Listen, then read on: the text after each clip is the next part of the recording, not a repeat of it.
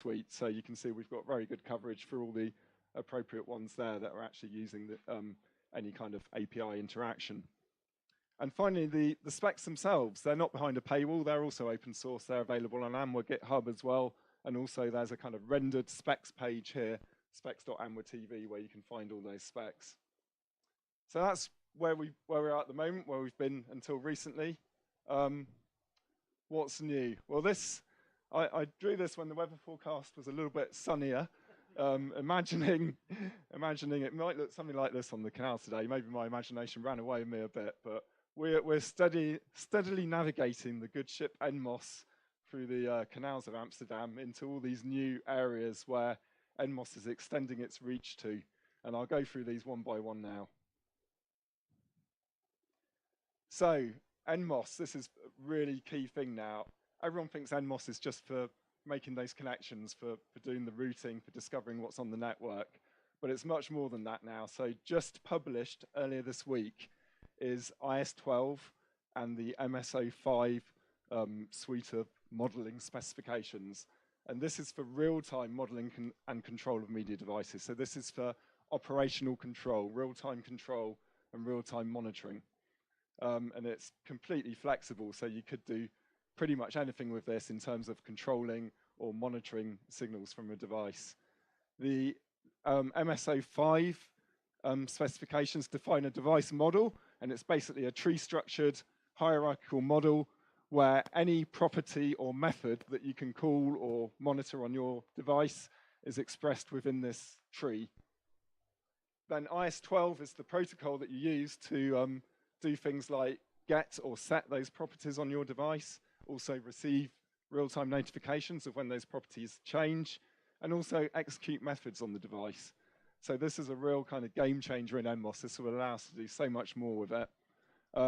Obviously, we're looking at using it for things that common functionality that people want across their products. Another thing we could be using this for soon, and this is going to be addressed in the next phase of work, is for initial device configuration, that kind of day one configuration in the facility or outside the facility. So that's NMOS modeling, just published. The next one here. So NMOS traditionally, as I said, it's been used within the facility, within the OB truck. Within the VSF, there's a couple of activities where we've looked at extending beyond facilities and adopting NMOS-based methods for doing this. So one of them's the ST2110 activity. This is for sharing resources over a wide area network. So this could be between two different facilities, two different studios. It could be for remote production, anywhere where you've got a kind of enclosed facility, but you actually want to share some of your camera feeds or share access to some of your devices across a wide area network. And within that group, we defined a constrained way of using NMOS based on having a gateway that exposes all these internal devices over the WAN using NMOS ISO4 and ISO5, so that a gateway in a second facility can make ISO4 and ISO5 calls over the WAN and discover whatever this facility wants to expose. It can be limited. It doesn't have to expose all its internal resources. And that's documented in TR09-2 by the VSF. That's a technical recommendation from the VSF. That same method can also be used from the ground, a facility on the ground, to another facility that's actually cloud-based in a data center. And so another activity within the VSF is the GCCG, ground to cloud to ground activity. And there we're proposing we use the same TR0902 method between ground and cloud and ground at the other end. Within the cloud itself, we're also discussing using NMOS, perhaps in a less constrained way. But the discussion is, do we really need a registry in the cloud when everything's provisioned anyway, when you know what's there? That's the kind of thing we're discussing there. But we are kind of definitely set on using NMOS to connect between different devices or different services, I should say, within the cloud. So the third thing, NMOS no longer just for broadcast. So AIMS have an activity called IPMX, an initiative, and this is about using using open standards such as ST2110 and NMOS within the Pro AV market where there are no open standards that are widely adopted at the moment. And to make it work, to make it very plug and play, so that, for example, when you plug your monitor into your laptop, they can negotiate the best format to use for the highest quality resolution on the screen. We've created a new NMOS spec called IS11, and this allows the controller to talk to both the receiver and find out its capabilities, and talk to the sender and find out its capabilities, decide what the best match of formats is, and then put the sender into the right configuration to be able to talk to that receiver. So it's a little bit beyond the other BCP I talked about earlier. It also has a mapping into the kind of well-known HDMI EDID method of doing that, but we're NMOSifying that now, making it all open and easy to use. And that's just been published earlier this week as well, so expect to see some use of that coming up soon. Okay, another key point, I mentioned earlier, we've mainly been doing uncompressed ST2110 in the past. We're now making sure NMOS can be used for connecting devices using all kinds of other media flows. So already we have BCP 00601 for JPEG XS flows, as described in ST2110-22, the compressed layer of that. We're also looking at how we can support H.264, H.265, and in terms of transports, NDI and MPEG transport stream. These two should be coming along pretty soon. And what it's about here is how you actually define the parameters in ISO4 and ISO5, such as the flows, the senders, and the transport files.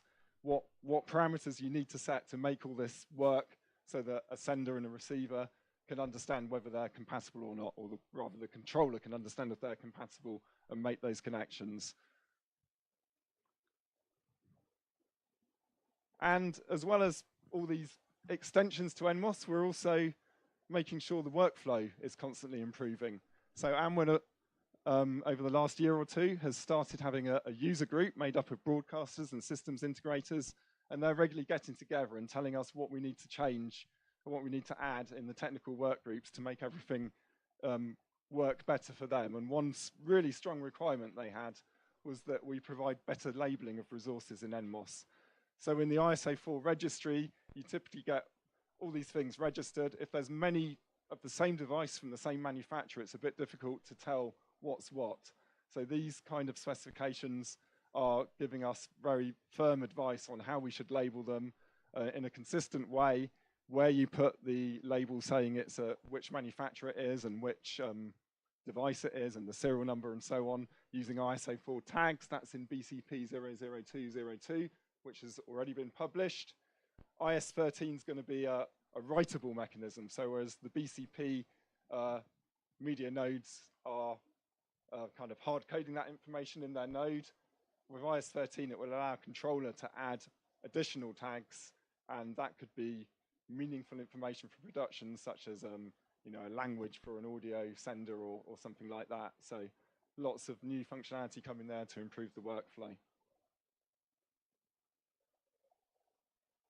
So yeah, I've told you already what we've done with the open source to cover the existing specs. We're continuing to make sure the open source is with you all the way and adding support for all these new specs I mentioned. So these latest two, the labeling, resource labeling, and the JPEG XS, we already have integration of that in NMOS CPP, thanks to our colleagues in NVIDIA.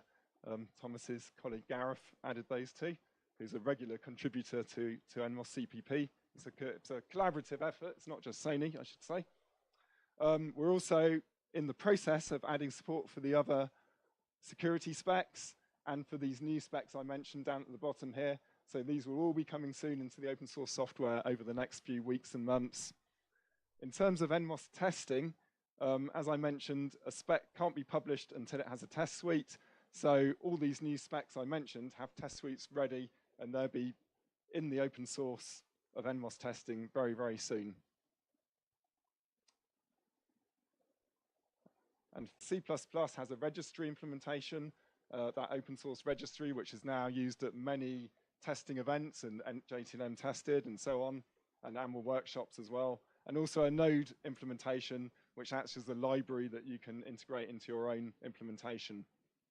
Over the years, we've added support for many of the new specs, and yeah, we're actively working on some of those latest specs, as I mentioned. There's also another open source library called NMOS.js. This is a very straightforward to use, web-based controller that allows you to make connections between media devices on the network using ISO 4 and ISO 5.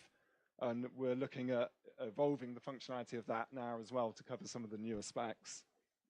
Over the years as well, we've also been contributing to the specs, including the security specs.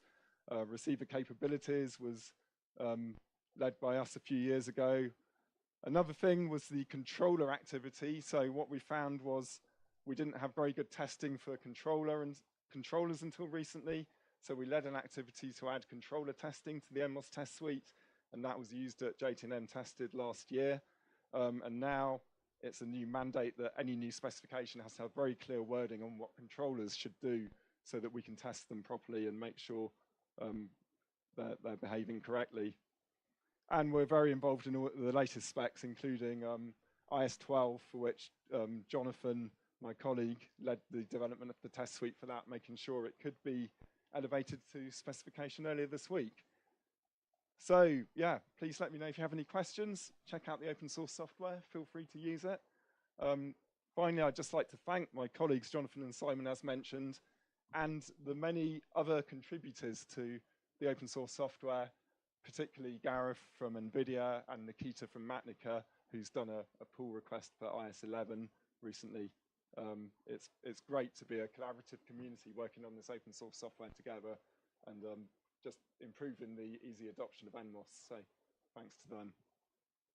Any questions? I don't know how I've done for time, but.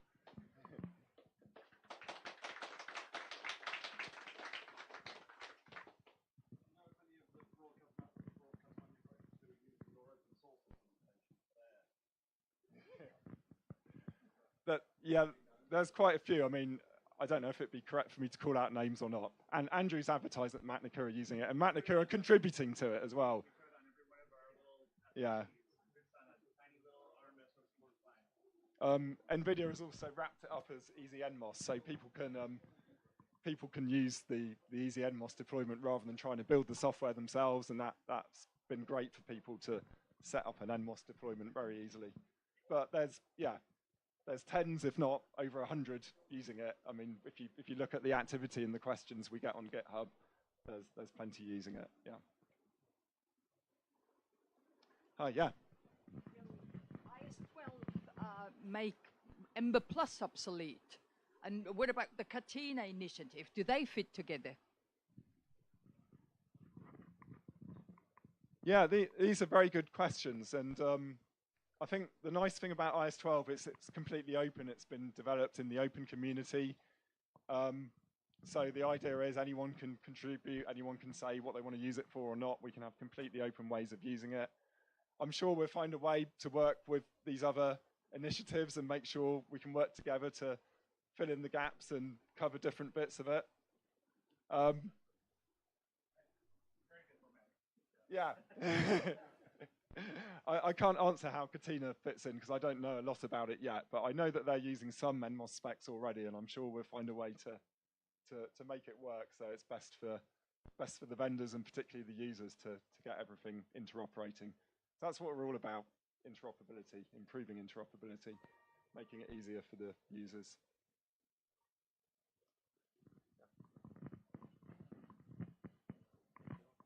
Another question. The C++ implementation is based on the Microsoft REST SDK. Yes, and as far as I've seen, it's not developed actively further, the REST SDK. So how do you plan to handle upcoming security issues with that library?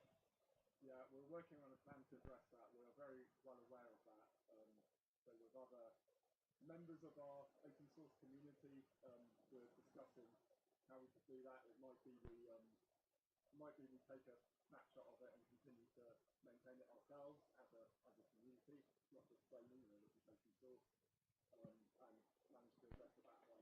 But our intention is to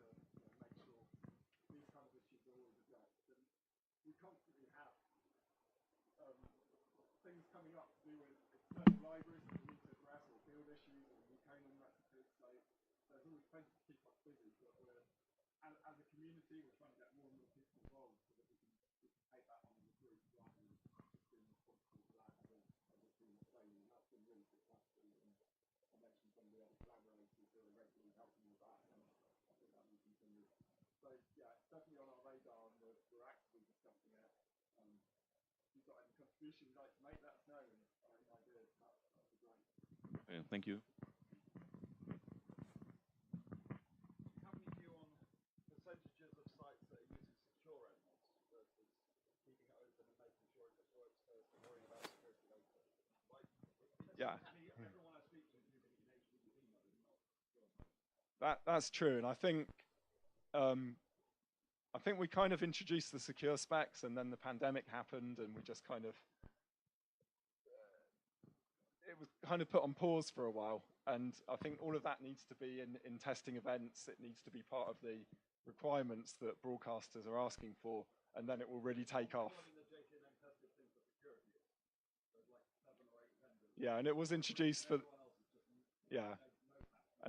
and that was the first time it was introduced. And I think next time we do that kind of thing, they'll introduce the authorization as well, and maybe the HTTPS will have more people using it, and authorization will just have a few. But it's step by step. But we're getting there.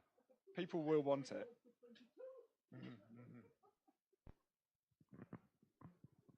David, yeah. Anyone wrapped up your C++ in Python or any other languages?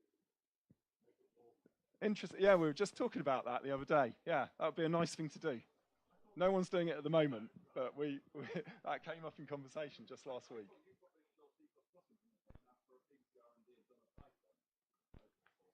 Yeah, so the BBC one was kind of the early reference implementation, but they stopped developing that app. So I don't know what version of ISO4 it went up to, but they used it at the early interops, and then they started using MOS CPP as the kind of reference registry after that. So it's not up to date anymore. But I guess question for Pete Brightwell if you want the latest on that. Okay, well, thank you very much, everyone. I think it's probably time I handed over to Thomas.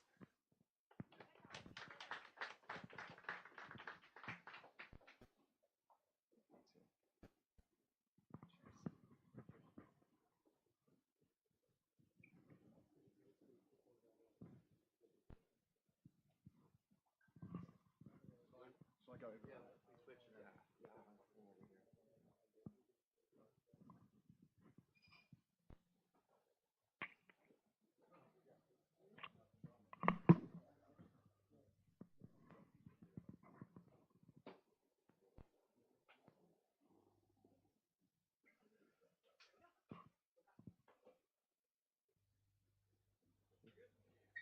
Morning. So, I'm Thomas True. I'm an applied engineer with NVIDIA for professional video. So I work with partners and customers deploying GPUs and network interface into video production, broadcast, post-production. And today with my colleague Stefan Seitz here, we'll be talking about, we'll attempt to dispel the myth that bringing up an NMOS media processing node that does SIM 2110 is difficult. We're going to do it here in 20 minutes. And I'd like to credit Stefan and Gareth, who did put a lot of effort into the presentation today.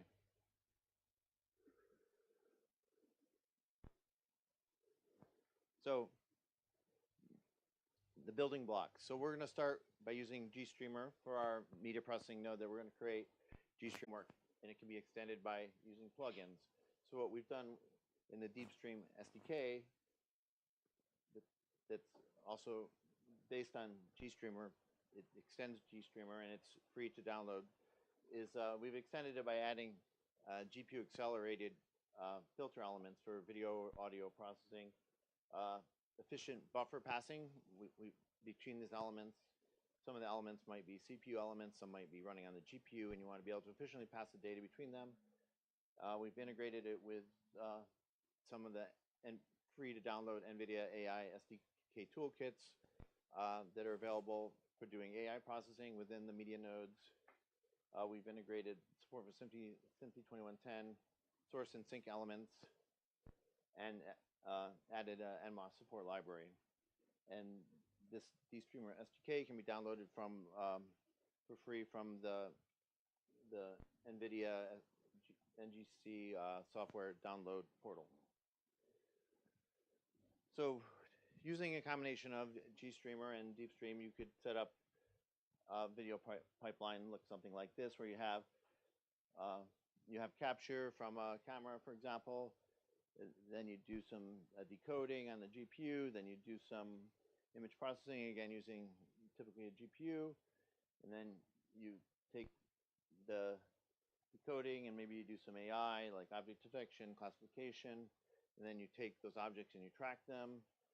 And then maybe you're displaying this on screen for telestration or something like that, or maybe just writing through this for output for some other use case. So this is how you would take the combination of DeepStream and GStreamer and create a media processing application or node in this case.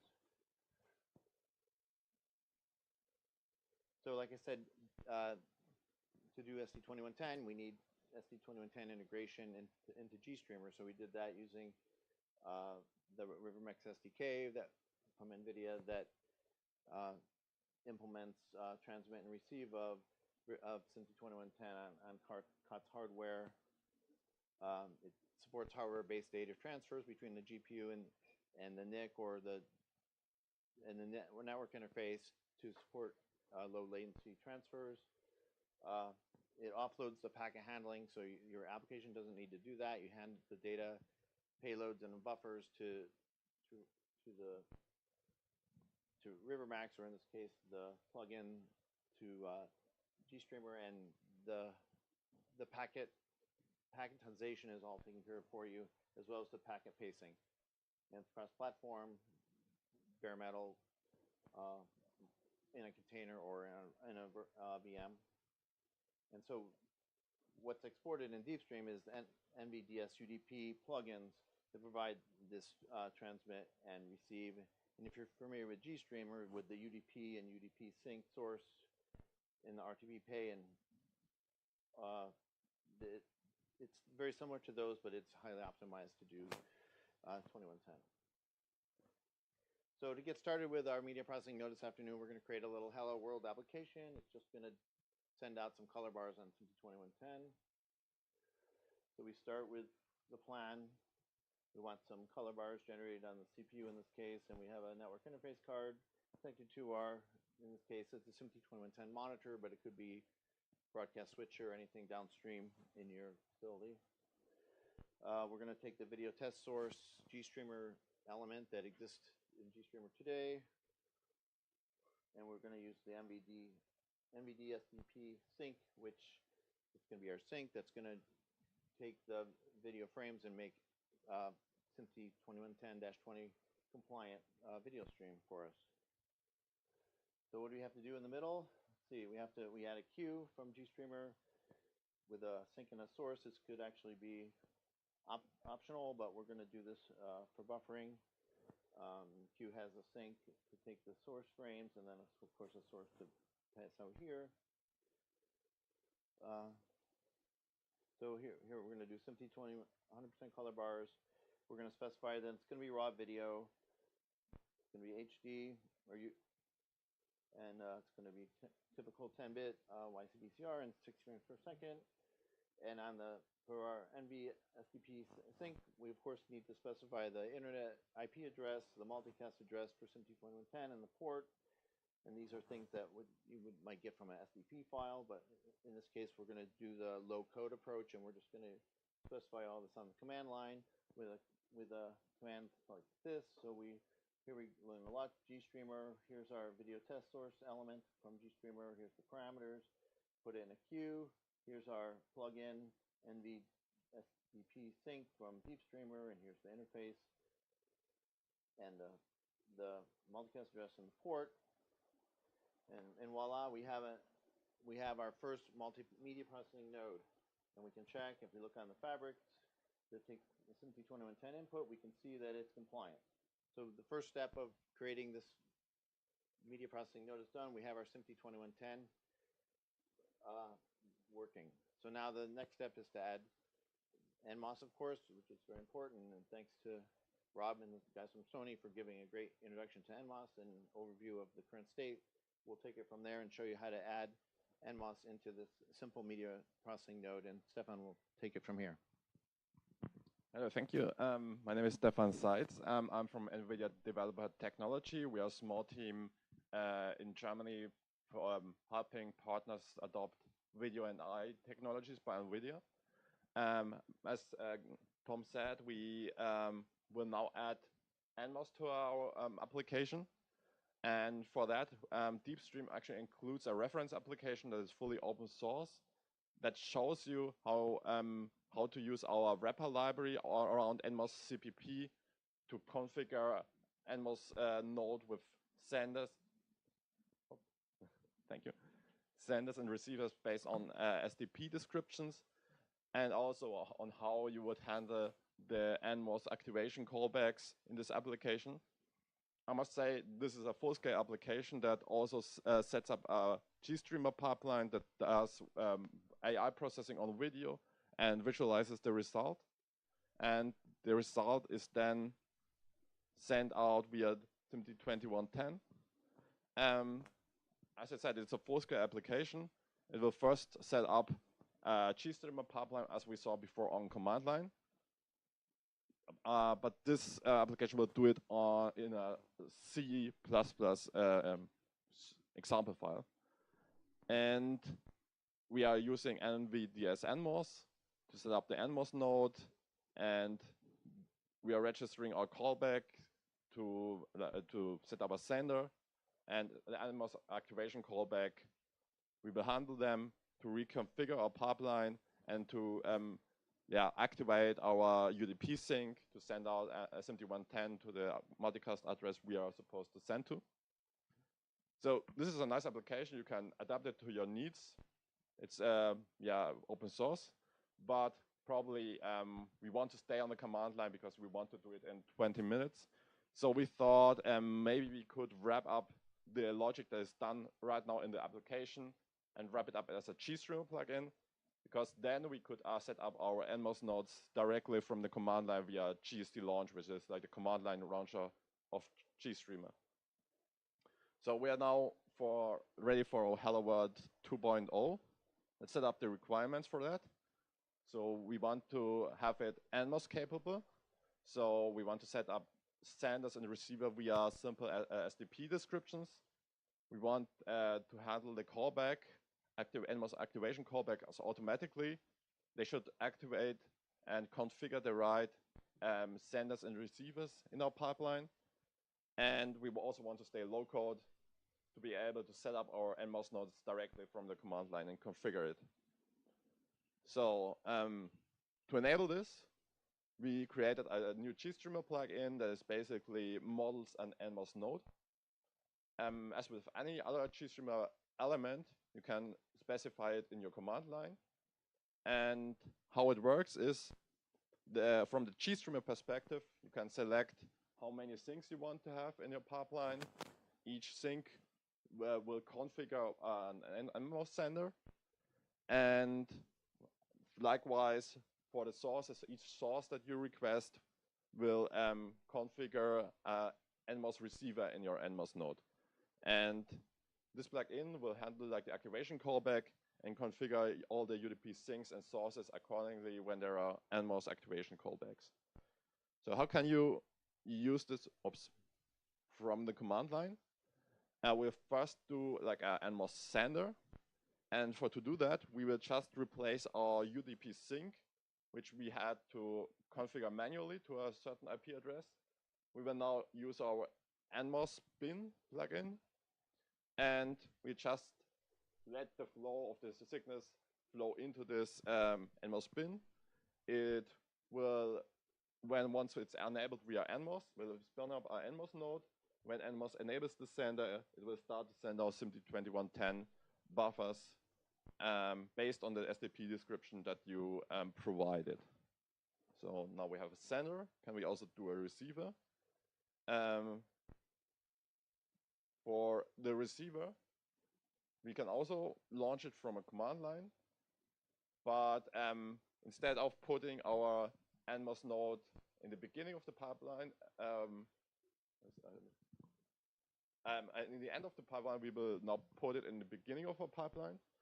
So what we're gonna be doing now is we will put in the beginning of a pipeline, request a source from this NMOS node, which will, once it's enabled by NMOS, receive 2110 via our Mellanox NIC, and the data will be packetized, directly transferred to our GPU, because we want to do some GPU processing. In our core case, we will encode using H.264.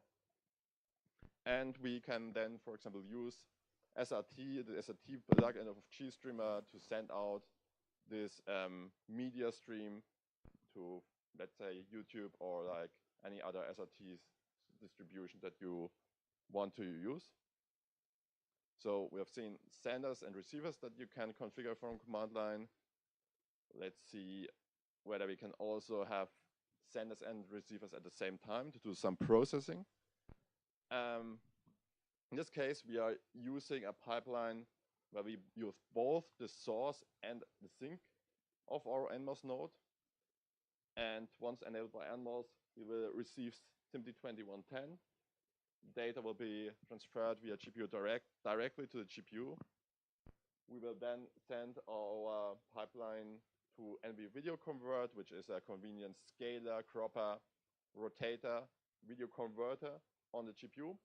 For this pipeline, we will just specify rotate 180 degrees, which will, on the GPU, flip our video.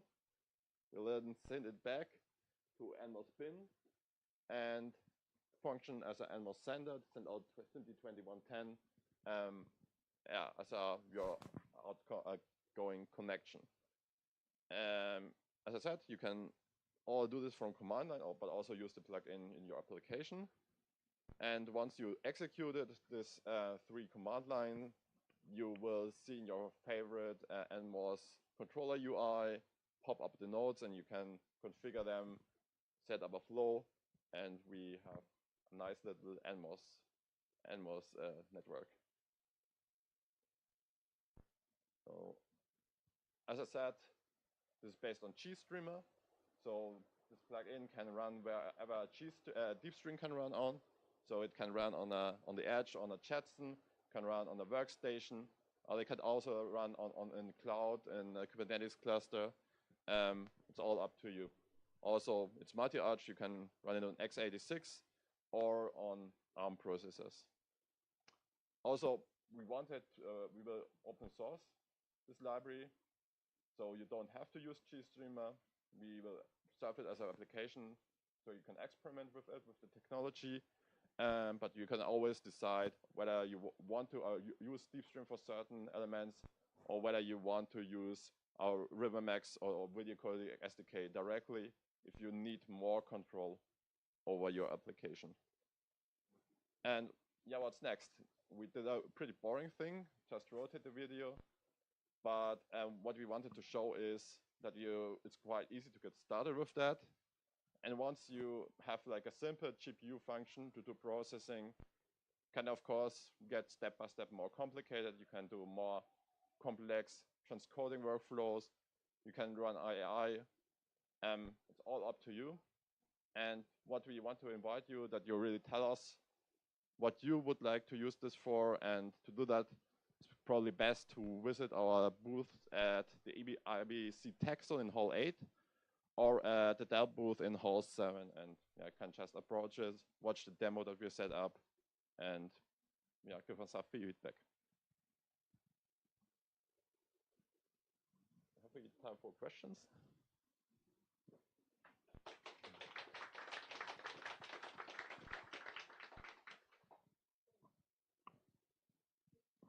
Any questions?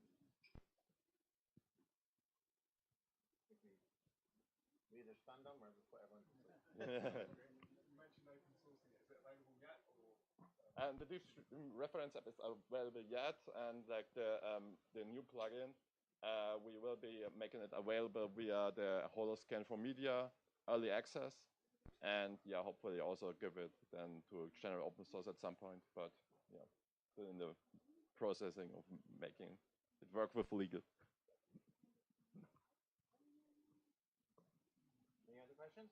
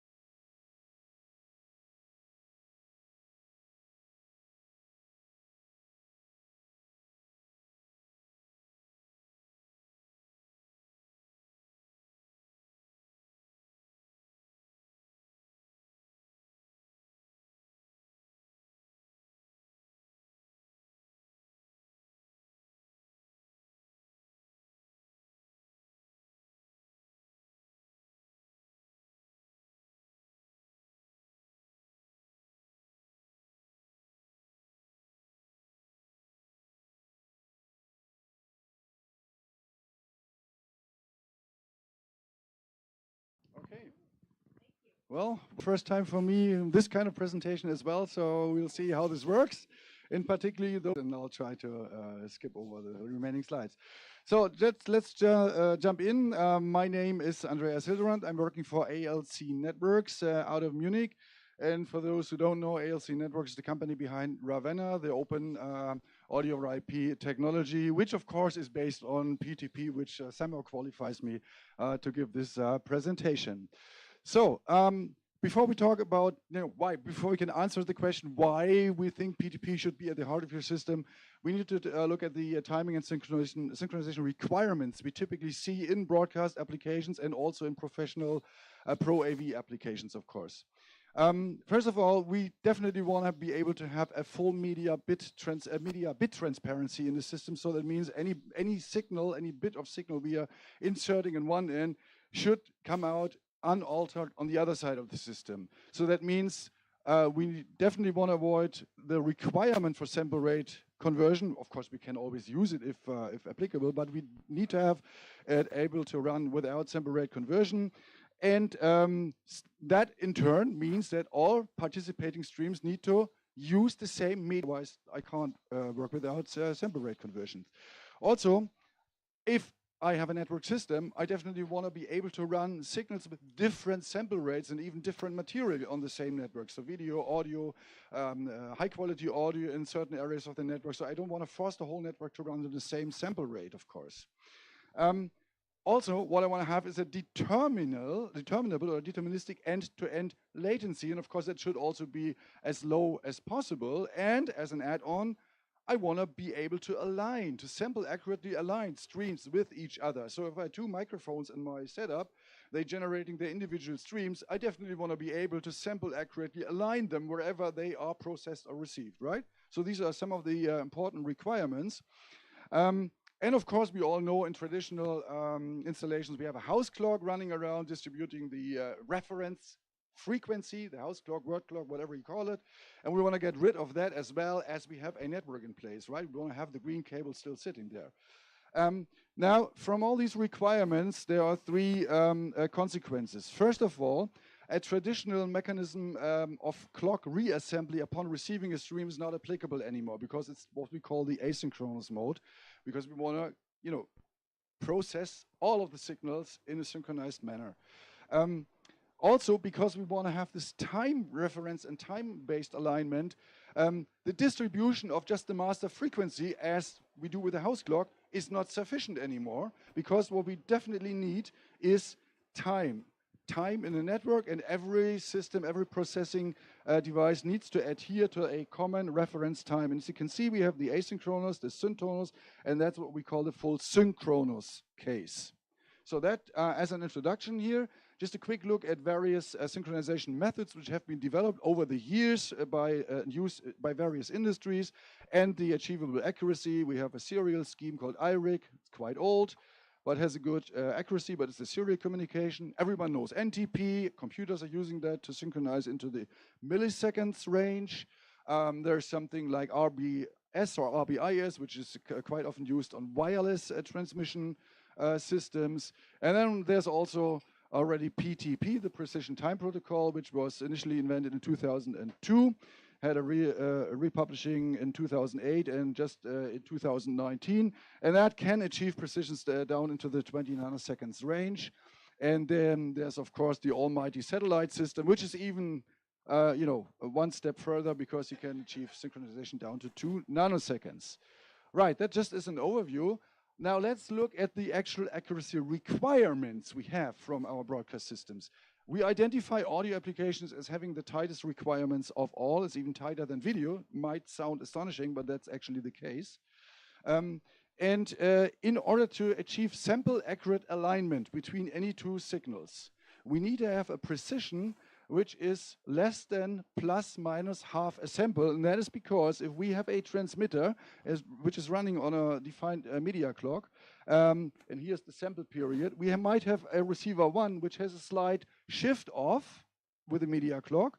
We might have another receiver which has a shift off into the other direction. And if we compare these samples at the time they are being processed or played out, we only have sample accurate alignment in the whole system if the deviation of any individual device is less than half a sample period. Well, if one device doesn't fit this requirement, then you don't have guaranteed sample accurate alignment anymore, right? So that's the plus minus half a sample, and in time expressed at 48 kilohertz, that means we have a reference system which is as precise as plus minus 10 microsecond or better. Otherwise, we can't match it, and 96 and 192 kilohertz have even more constrained requirements there. But then there's also the distribution of the house clock. Now, in these days, with AES 11 requirements, a house clock is required to stay within plus minus 5% of its particular phase it's distributing, and that translates into even tighter numbers. So here's an illustration, you can briefly skip over that. So any device which is reproducing the reference clock is not allowed to have a deviation larger than plus minus 5%.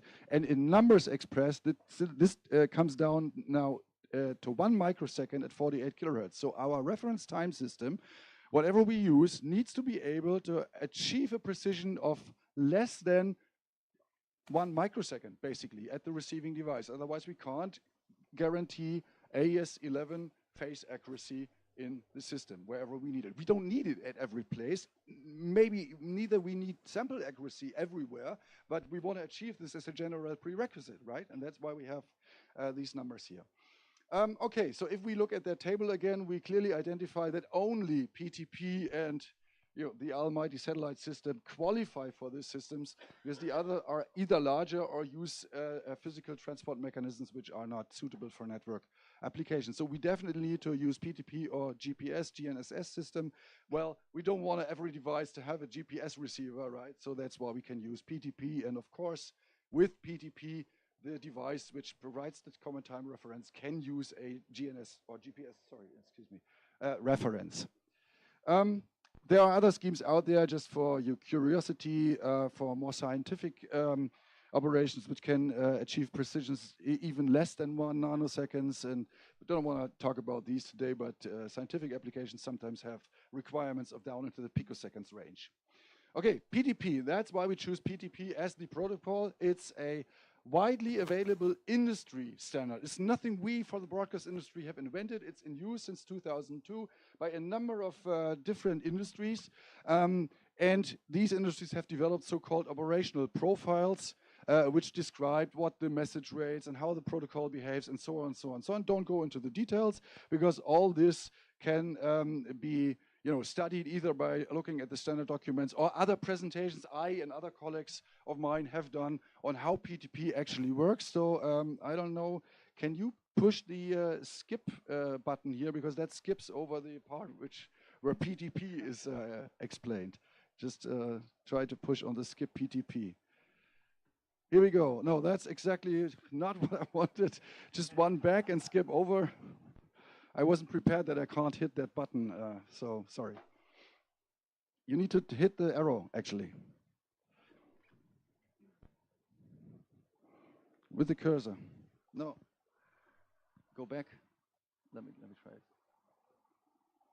Right here. Here we go. So, how do we utilize PTP? I mean, PTP is just a time distribution protocol. How do we utilize it now for our industry, for our purposes?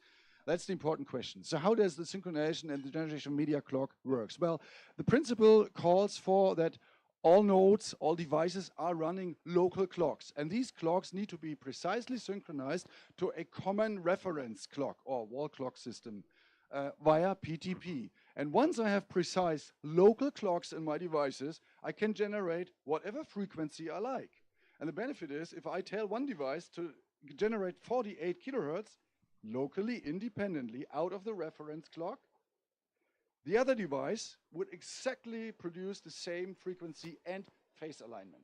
So they are independently produced, but I have the same clocks everywhere in the system. So that's just an illustration. We have a master device that may or may not be synchronized to GPS, depending on the application need.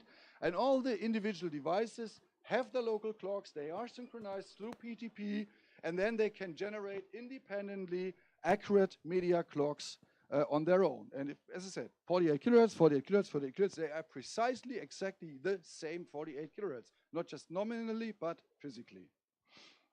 So once I have media clocks, as I just said, I can tell a device, well, I want you now to work in 44.1. I have time. Time is just the inverse of frequency. So yes, the requirement of being able to run different media clocks out of this common synchronization system is fulfilled. And even on a network, I can run different media clocks at the same time because they are independently generated. And the network is totally agnostic. It doesn't even know that's media on the network. Neither does it know that the network is running on 48 kilohertz, right? So you can run any sample rate media clock on the network. Of course, you can't feed a signal generated from a node which runs on 48 kilohertz into another node which has been told to run on 44.1 kilohertz without sample rate conversion. So you just need to make sure that those nodes which actually want to exchange signals are running nominally and in turn physically on the same media clock. Right. And phase accuracy, according to AS11, can also be matched with that scheme. It may need, in certain instances, the support of so-called PTP-aware network devices, which are switches, which can support transparent clock or boundary clock scheme. Don't want to go into these details, but these are network switches. You might have heard that supporting PTP. It's not a mandatory requirement in any and each system.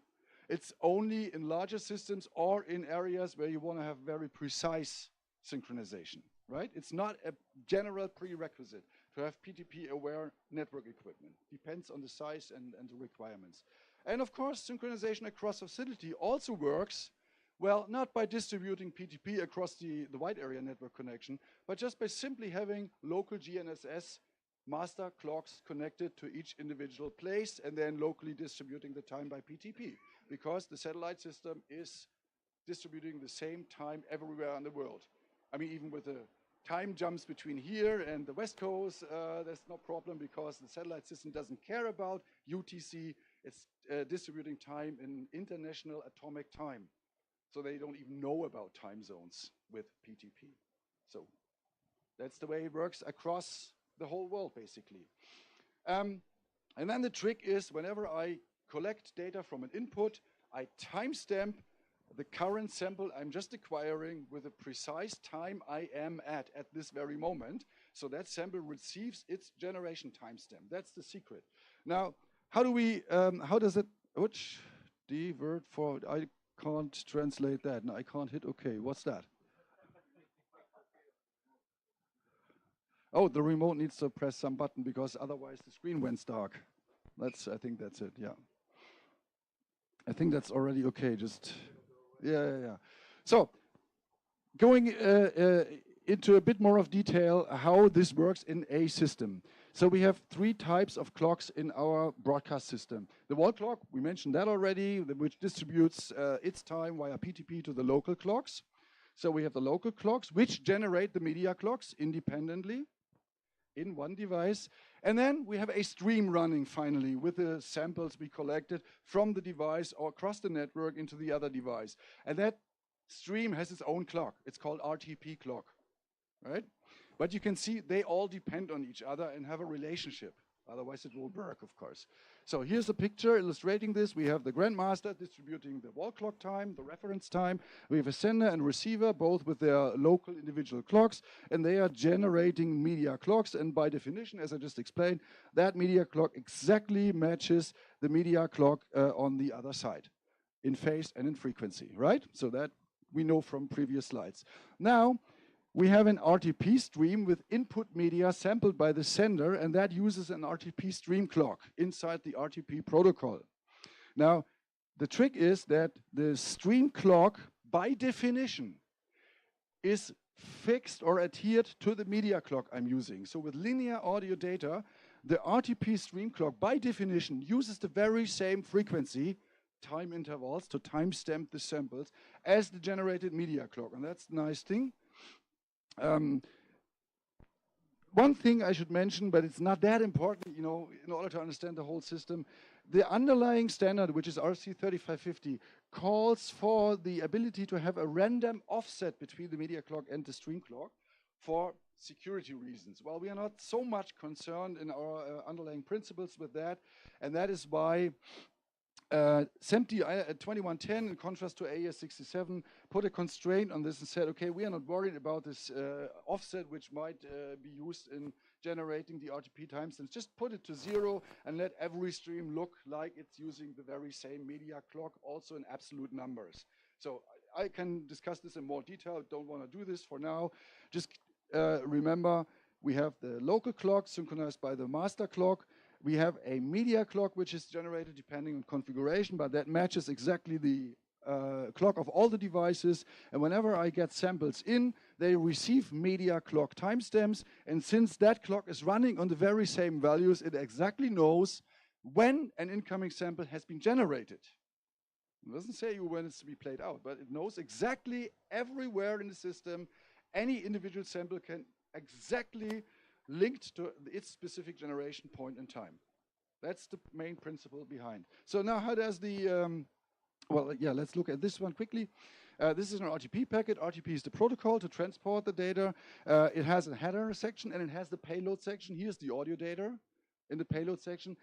Here's the trick in the RTP header. And the trick is the timestamp field. It's a 32-bit value which receives the media clock cycle counter of the transmitter device when it actually acquired that particular sample. Remember, the media clock starts running and it has a media clock counter, and that media clock counter at the time of sampling is the one which travels with the sample in that payload in the RTP header. So a receiver receiving the RTP packet knows, okay, here are a number of samples, and the first sample has been generated at that particular media clock value. And these media clock values are the same everywhere in the whole system at any given time, right? So the receiver exactly knows that has been generated at that particular media clock cycle. We have a rollover because we only have 32 bits each day, but we don't care about the rollover because it's just, you know, one day. No signal ever travels more than one day inside a system unless it travels back to Neptune and Earth 3 time signals to each other. And that is done by introducing something we call link offset. Link offset has already been introduced in Ravenna and AES67 subsequently, and of course also in 2110. It got a different name in 2110, but it's basically essentially the same. What is the link offset? Here's a sender, you know, analog to digital converter, could be also a digital acquiring stage. It has a, you know, some buffer, the media clock generator, and then a network stack. The receiver looks pretty much the same, but just reverse order. It has a network stack over here, some processing, a receiver bucket, and then finally a playout stage. And now we have PTP timestamping, just that you have heard about it. Don't mix up PTP timestamping with the RTP timestamping. That's why I'm telling you PTP is timestamping at PTP packets just here for synchronization. Forget about it. We want to talk about the RTP reference. As I said, at the very moment a sample is acquired, that is my ingress reference time point. That is the moment when the sample receives the time or the media clock cycle counter, which is living here in the media clock, right? And then it's packed in the stack, in the packet, it travels with the RTP, and then the receiver can extract this value and exactly knows when has this sample been generated. Right, so how does it know when to play out that sample? Well, that's where the link offset comes in. The link offset is a configurable value, and it basically tells the receiver, I want you to play out any particular sample, let's say 5 milliseconds after it has been generated, regardless where it's coming from and how long it traveled and what else. I want you exactly a 5 millisecond playout delay. So that's a configurable value, and usually an administrator does this, or a broadcast control system, or any, you know, management instance does tell a device, your link offset for this particular stream is exactly whatever it should be. Now, but the only thing the device needs to do is look at the RTP timestamp, which travels in the header of the RTP file, the generation information, add the configured link offset value to it, take a optional RTP offset, I briefly mentioned that, it's 0 for 2110 purposes. And then the math is very simple, that is the desired playout time. It says playout time, actually we stay in the media clock cycle domain. We are not converting back to time. Once we are in the media clock cycle count domain, because the media clock cycle counts are the same everywhere in the system. And we just add basically the desired latency in values of media clock cycles to the math, and then the receiver knows, okay, I have seen this sample coming in, but I haven't reached that media clock cycle count, and so he has to wait. He has to put it into a buffer, and then once that media cycle clock count is reached on the receiver side, it's forwarded to the playout stage. And every receiver does this, and so that's, wow, I can actually align streams among each other, even if they have been generated anywhere in the network. Two independent microphones. Even two independent speakers could play out any given sample at the exact same media clock time with that mechanism. All right, and then inter-stream alignment, I just mentioned that. Basically, here's another brief illustration on that. Am I still in time, or? Oh, perfect. Because that's going to be one of my last slides here. In a typical production workflow, we have video and we have audio, and of course the video takes a bit longer to reach the playout device through the network as the audio in this example. So that definitely means the speaker needs to hold up the sample and put it into a buffer and wait before the desired playout time is reached. Of course, the desired playout time needs to cope or to match what this chain would be able to have as an overall link offset. And basically then both devices can play out that sample at the very same time. That's the principal idea. And of course, it's a bit more complicated in the back because all of these devices have these kind of buffers because they need to be able to cope with network jitter and all these various things. And an overall management system needs to take the processing time of these devices as well as some, de-jitter buffer and so on into account. And so the devices need to report their internal processing delays and the any other delays which are happening on path needs into account, and then the broadcast controller can tell the individual buffer stages when they need to forward the available sample to the output stage. It's a bit more complex process, but basically it follows the very, very same principles as the easy case between one and the other device. So that's basically the way how the whole timing and synchronization system based on PTP works. And I skip these things in order to give Hartmut the chance to talk about the difficulties and the benefits of using PTP. And that's basically it from my side. So in summary, we use PTP because it offers the required precision as a reference time. It opens up to use any sort of media, working with media clock counter cycles or clock cycles and counters together with the RTP protocol, enabling all operate and sync and generate the desired link offset and playout delays anywhere in the network with any stream. Any questions? Wonderful. Yeah, there's one.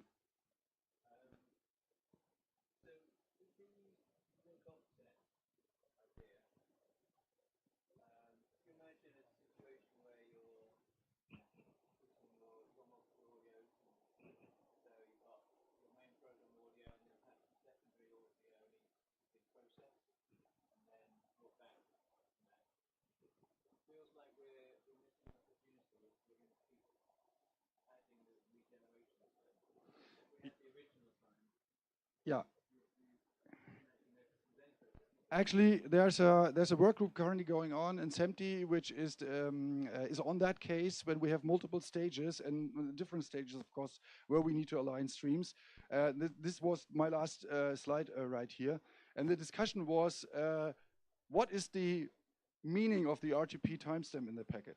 And actually, sticking to RFC 3550, which is the definition of the RTP protocol, it's not going to be used for being preserved over different processing stages. This is an upper layer task, and in order to be able to align these streams, even with interstage processing in between, a management system needs to know the individual delays within a system, and then it can do the math quite easily. So it's more a matter of how are these delays reported, and then you can set whatever link offset, even distribute the link offset. If your speaker at the end would need to hold up a signal for 20 milliseconds in order to match the video signal, it doesn't have to do the job alone. If there's another processing stage in between, it can share, actually, right, the latency. If it only has a 10 millisecond buffer, but the mixing desk in between could do more of this, you can distribute this. And this can only do a management system on top who knows of all the characteristics of devices as well as streams. Yeah. So we are not going to keep and preserve the original timestamp in a subsequent chains of RTP, independent RTP streams. That's not the way it should work. But there is a solution, although it's not part of the AES-67 or 702110 standardization. Yeah. Another question.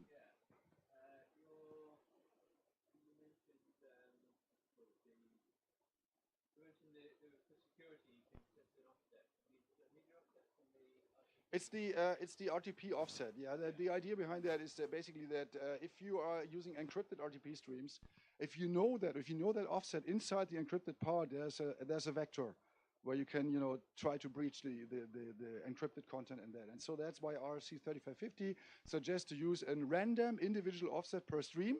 And of course, the receiver would need that offset, otherwise it can't do the processing. But that is transported out of band with the SDP protocol. The SDP file needs to be there anyway, but it's not transported with RTP. It's basically useless, yeah. And that's why SMPTE said, well, let's just make it easier. Why would we use a random offset? Well, I mean, because 3550 devices may use a random offset already. So AES-67 devices, Ravenna devices may well use a random offset just because it's part of the standard. Of course, by definition of a new superseding standard, which uses parts of it, you can define just use zero offset. It's easier. Well, it's not actually easier, I think, but that was their argument. That's not a big deal.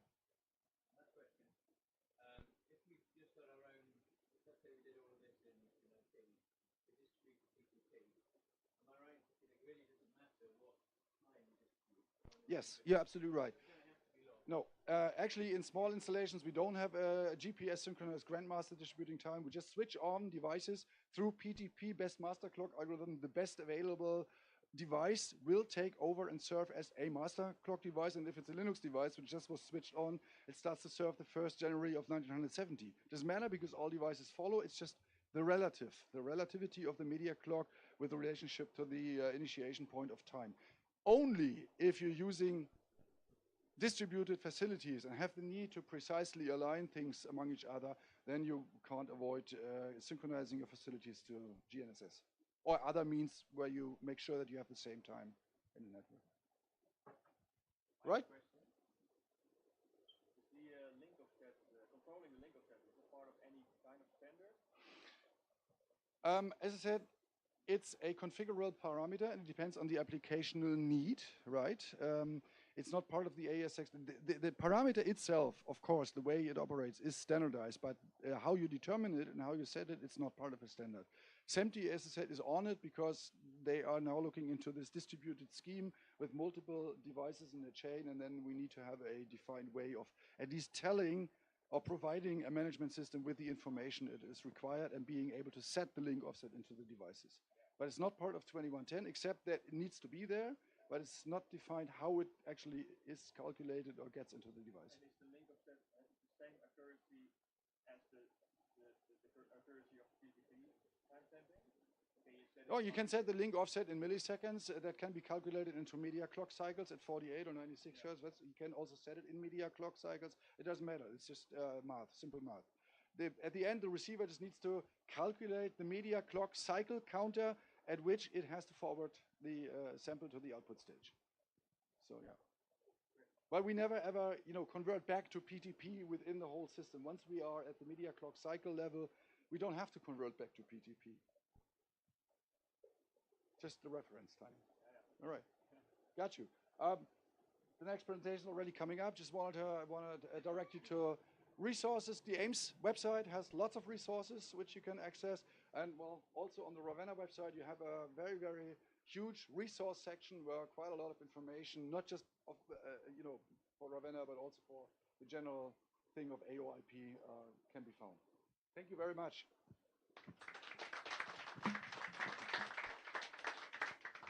Thank you for your invitation. No problem. Okay, so the next presentation, well, this was more like the theoretical background and how things should work. This is more about how things do work, or what we have seen in the field. And in the field, you see a lot of things. No, I'm not destroying any. It was a beautiful presentation. Thank you very much. I again learned some new things on it, and that's always great. Yeah, and this is like a play. Yeah, maybe some of you know it. It's The Beauty and the Beast. And of course, in every play, we go into the theater and we look at the program leaflet and we ask, who is playing the beauty? And of course, there can be only one. There were several applicants like Mr. Workclock and so on. But the only one, due to her presence, omnipresence in television, can only be also known as the Black Beauty, the Black and Burst. And the beauty, let's characterize it a little bit. It's like, you would think it's a very simple character. It's just a black picture in analog SD. If you look in detail at the waveform, it's a little bit more complex. And you wouldn't want such a beautiful woman called a control freak, but I mean, checking the time 16,000 times a second. This is due to her being raised without a mother. She died very early, and she was living together with only her father, which was an inventor, and he's a little bit messy, and so she needs to take care of the household, which initially only included taking care of all those television lines, but later on she was also tasked with taking care of the color subcarrier phase, which required a great deal of precision and looking at all the small details. And that's why she's very, very careful about keeping the exact time. And she's also very particular about and demanding on, she wants to have her path into every household, her own individual path. She requires an extra cable everywhere. And while being very particular about this time, with checking the time every 16 seconds, she doesn't care about travel delays. I mean, if she travels anywhere, then it takes the time it takes. And yeah, it's a little bit, I mean, whoever is at the other end of the cable is giving her the time. I mean, she doesn't check if this is a legitimate source or something. What comes in is the time. So if this is the beauty, then the other question is, who is the beast? Who is playing the beast? And obviously there can be only one beast in this whole setup, and this is PTP, of course. Let's characterize PTP. It's also very specific about synchronizing clocks, synchronizing time, and it hides inside a complex path of a complex network of paths in a castle, yeah, it's like a gloomy castle inside a complex path of network, and this can sometimes be intimidating to those who don't know the path through the network. It is very hierarchically structured. It has a central time source, and all clocks must run to this time source. It's a little bit more coarse than the beauty. The beauty is very delicate and the PTP only checks the time every 8 seconds. And while this checking the time every 16,000 times a second can be like a little bit of a pain for those who are more independent and want to have a more leeway for their own, they can better deal with a beast that is only checking every 8 times a second, although this can be different. And yeah, one beautiful thing about the beast is it's measuring and compensating for forwarding delays. So while the beauty just travels and it takes the time it takes, PTP checks the time it takes to travel and makes sure that the clocks on each side of the link or on the path are fully in sync.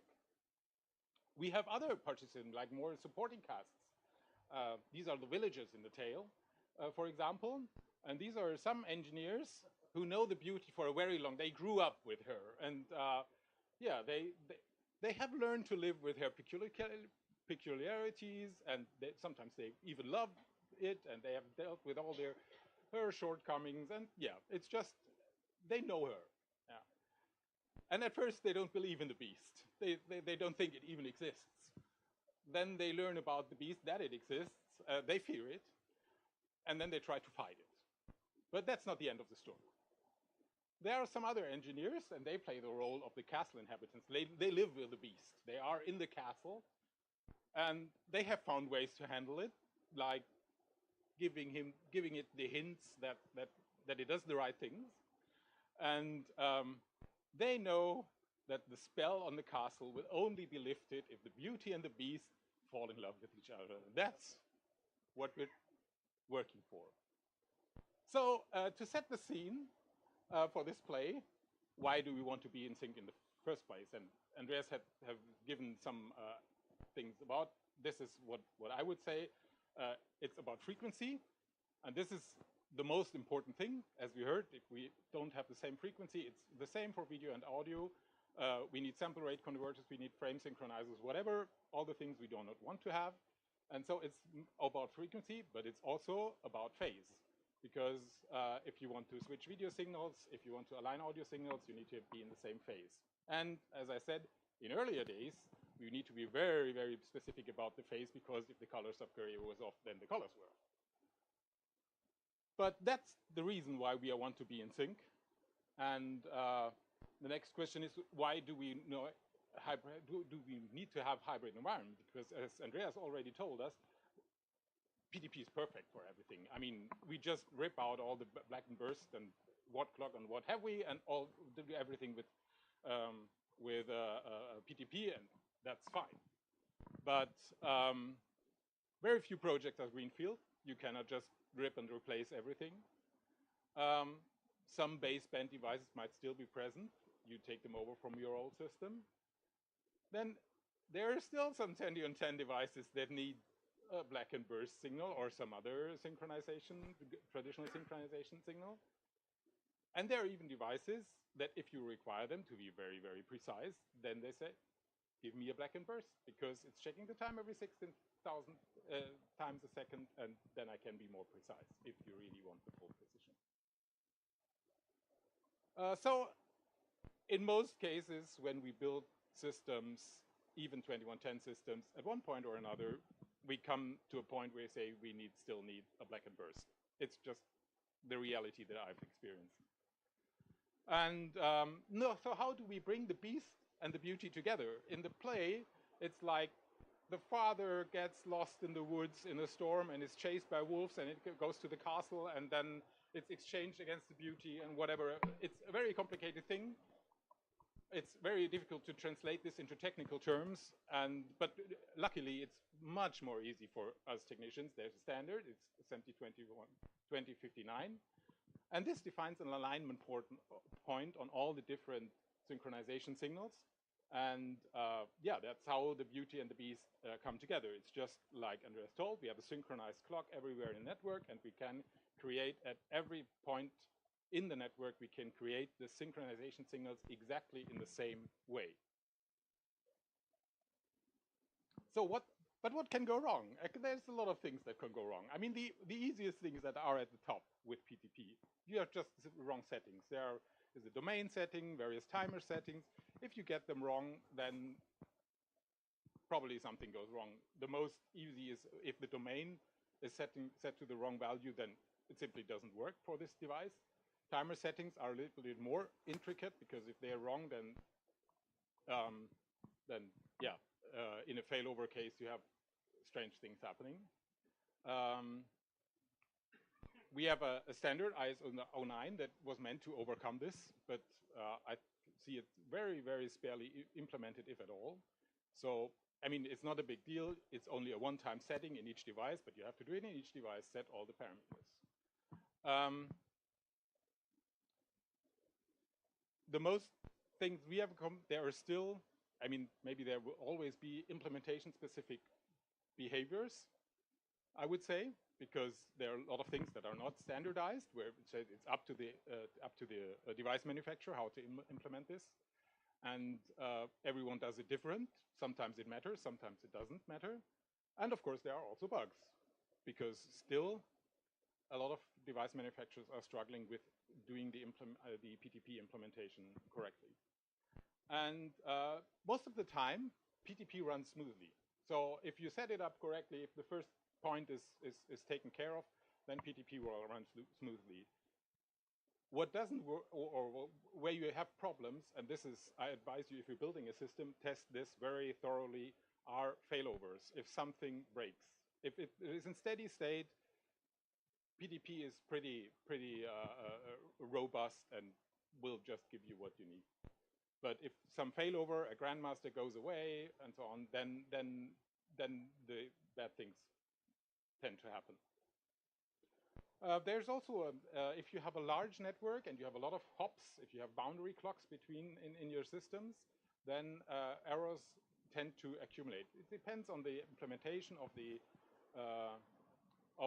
boundary clocks, but that's just like it is. It's not like a delay accumulation, because the delay is always factored out, but the jitter tends to increase over the time. And that's why filtering and dampening is also an important factor in PTP, because you want to filter out and dampen this jitter. And so that's an important point, that different devices implement differently how they dampen away the jitter, or how they cope with grandmasters failing over. An interesting factor which we have discovered is environmental factor. We had actually two devices. One we discovered ourselves, and one we discovered, which we heard about, where the temperature caused a drift. And everyone was blaming PTP, because it was shown as an offset in PTP master clock, but it was the internal oscillator. And then we saw there was a drift in the PTP offset from the master, but actually it was not a PTP drift, it was the internal oscillator that was drifting with temperature. And there are devices where you simply discover that they have hardware limitations, or possible hardware limitations, where they cannot give you the accurate PTP timestamps. So caveats with black and burst, I'm not really familiar with that, but when troubleshooting things, that were the two things that came up most of the time. That we have a very complex sync tree, or that sync needs to be distributed. And if somewhere something goes wrong in this sync tree, then you have a bigger problem. And like on each device, you can set where the synchronization will come from. Is it input 1 to 6 or whatever, or is it an external blackburst?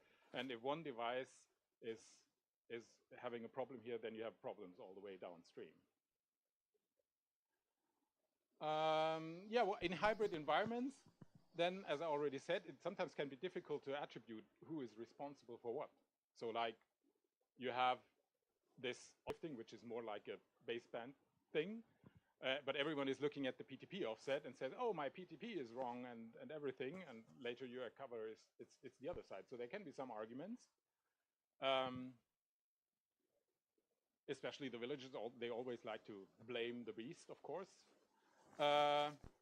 They have different failover mechanisms, like the black burst, or the traditional sync signal is just a switch from 1 to 1. And in the PTP, we have this grandmaster election process, and you need to make sure that they are kept in sync. And then there's this different accumulation of errors, mainly delay for black burst and jitter for PTP. So you have to make sure that this is kept in check. So what are our recommended best practices in hybrid environments? I would generate traditional signals in separate devices locked to PTP. So make PTP the master, and then generate the blackburst and other synchronizations from signals from that. And you can distribute it, because then you earn the delay compensation qualities from PTP. And if you have a large facility, then generate your traditional sync signals distributed in the different areas. And lastly, always remember, the spell is lifted when the beauty and the beast love each other, and everybody will live happily ever after. Thank you very much.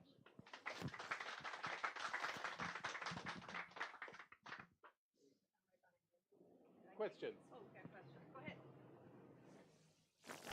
No.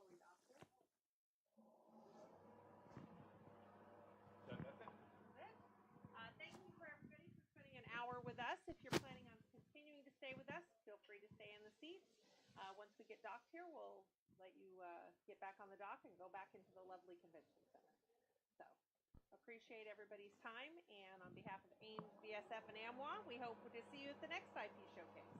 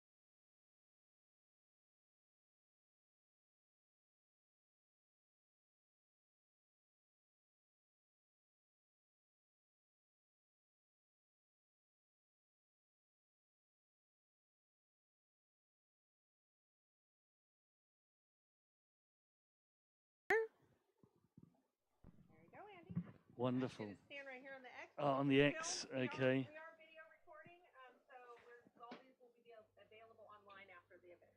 Wonderful, thank you, Tina. Hey, this is a novel experience. I've never actually given a talk on a moving boat before like this, so this is great. Yeah, someone takes a picture, send it to me. It's always fun to get these bits.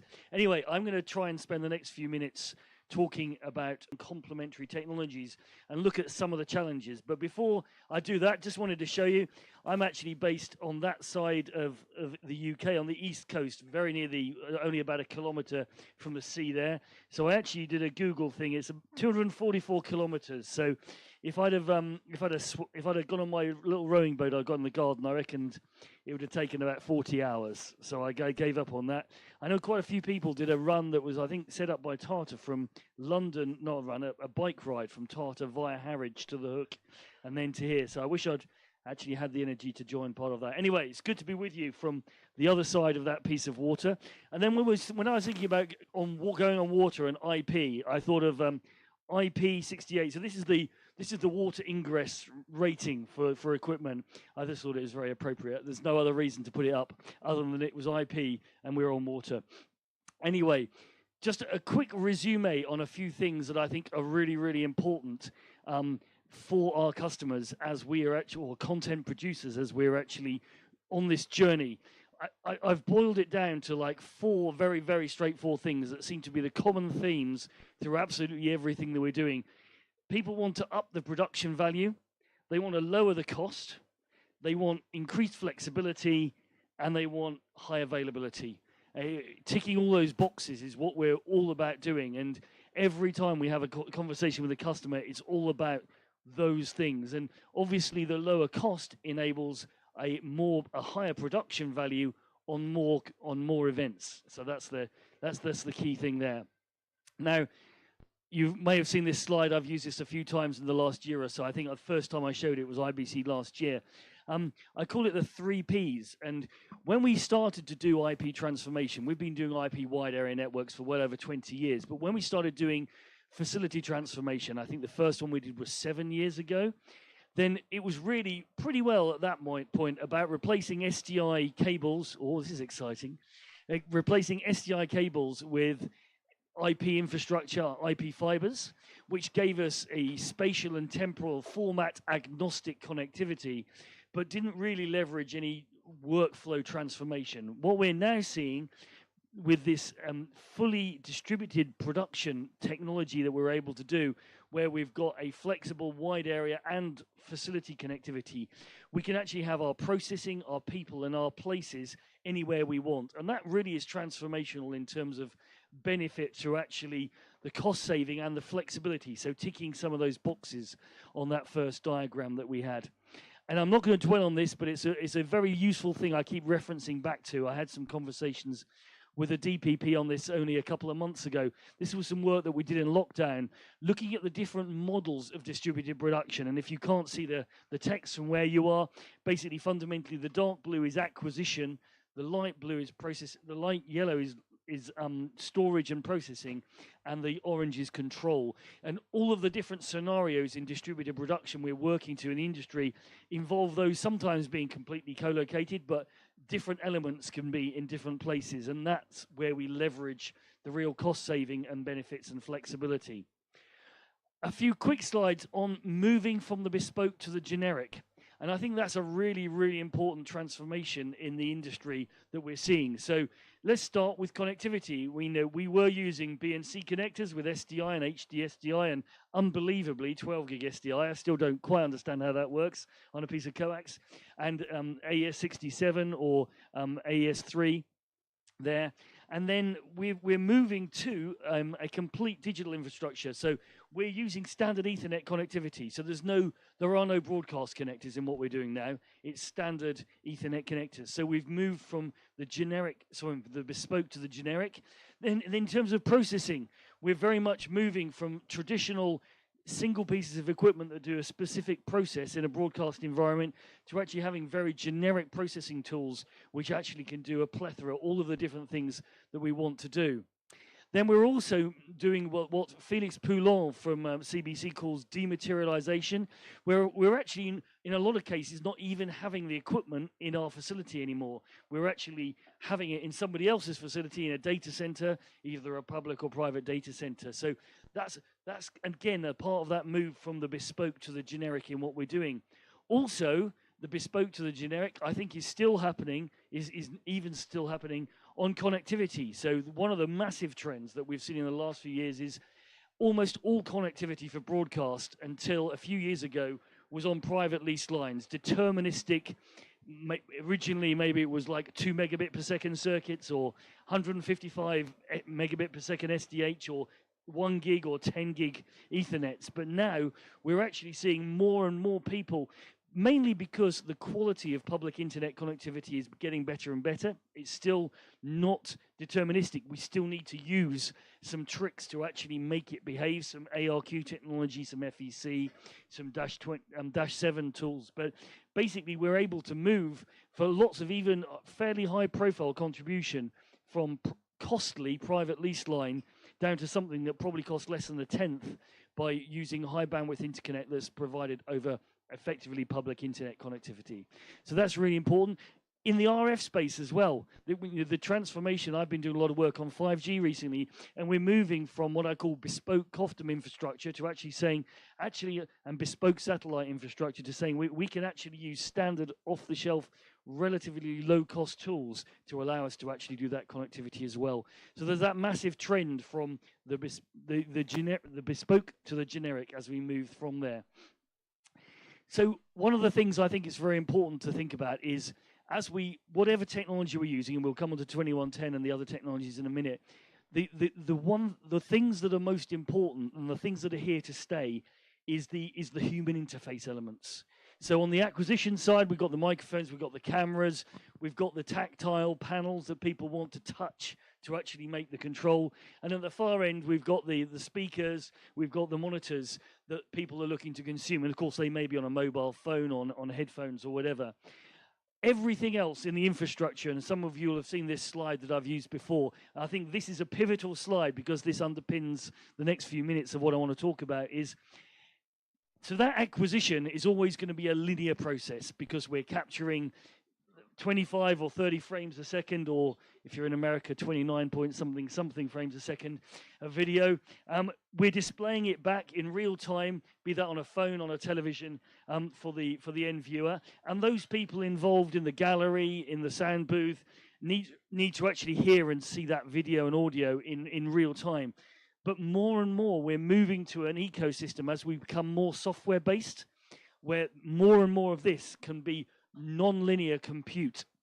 Now, there is some things here. First of all, in the traditional pieces of broadcast equipment that many of us have been involved in designing over the last tens of years, I guess 90 years since it started, very, very deterministic performance. What we're now looking at is compute. And compute, because it's doing lots of things, tends to be bursty, and there's generally a much less deterministic execution time for doing the processing. And the reason I wanted to raise that is because that plays into what we're going to talk about in a minute. So we have this time-aware process here. Giving a shout out to Richard from Matrox. He's been doing some talks about this. I recommend you check it out because I think he does some good explanations of some of the area that I was talking about here. So going back to my picture, there's this linear acquisition, linear consumption, and then what I've been calling for the last 3 years, non-linear connectivity in the middle, non-linear process connectivity. Needs to be time aware, time tracking, but it can be non-linear. And Richard has been calling in the Matrox world, calling this asynchronous. So they're calling it asynchronous production in the Matrox world. So I suggest you check that out because, as you can see, there's they're talking about real-time streams here, and then the asynchronicity in the middle. So do check that out because that actually demonstrates that. One of the key things as we move into this more and more asynchronous world, in terms of using native compute as it behaves best, is that not only have we got our traditional live production workflow stuff with the audio mix, the vision switcher, etc., but once we've done that ISO ingest in real time into our compute infrastructure, then a lot of these tools, which have been the preserve of offline functions, post-production, NLE functions, they are actually, if they run fast enough, can actually become part of our ecosystem of actually doing the live production. So suddenly some of those AI tools to do automatic highlights production, the augmented reality stuff, all of that, once we're in a compute world, as long as we've got it architected well, suddenly all of these tools can actually come along and work very effectively. One observation in broadcast is people are used to things in the old days of actually being very fast, because it was the speed of light through processors, and even in galleries. This is a sports production gallery in the UK. In galleries, in studios, people were used to actually working with 1, 2, 3 frames maximum propagation delay through a process. I put this slide up because once people suddenly saw the creative potential of virtual reality and augmented reality tools, suddenly they're prepared to tolerate half a second of processing latency because it gives them a creative value they can't have. So my observation is that whilst there are several static things that people say we can only live with this much latency, we can only do this in a certain way, once a creative tool gives you added creative production value, the creatives will actually find a way to live with the latency that's incurred. And I think that lesson, and I'm going to talk about latency towards the end, that lesson is very, very important.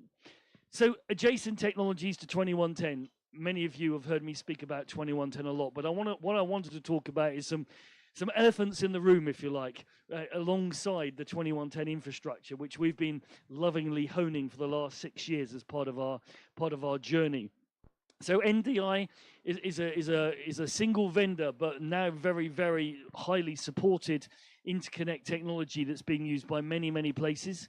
And Dante is something that was there, obviously, before 2110 was there. And it's one of several what I call proprietary but open audio standards, which has been in significant use. And to be shout out to the digital audio guys, AS67, that was the inspiration for us as we did digital video with 2110. These tools have got lots of capabilities, but they've also got some uniqueness and some challenges as we interconnect and sit them alongside standard 2110 infrastructure. So typically what I think we're doing most of the time at the moment is what I call intelligent gatewaying. So we have typically in larger broadcasters a complete ecosystem of 2110 infrastructure. That is now a pretty mature thing, including the NMOS control that sits alongside the SIMT. And what we're tending to create is gateways that sit in and out of the Dante audio islands and the NDI islands. And actually, for lots of situations, that actually works very well, having a clump of NDI production.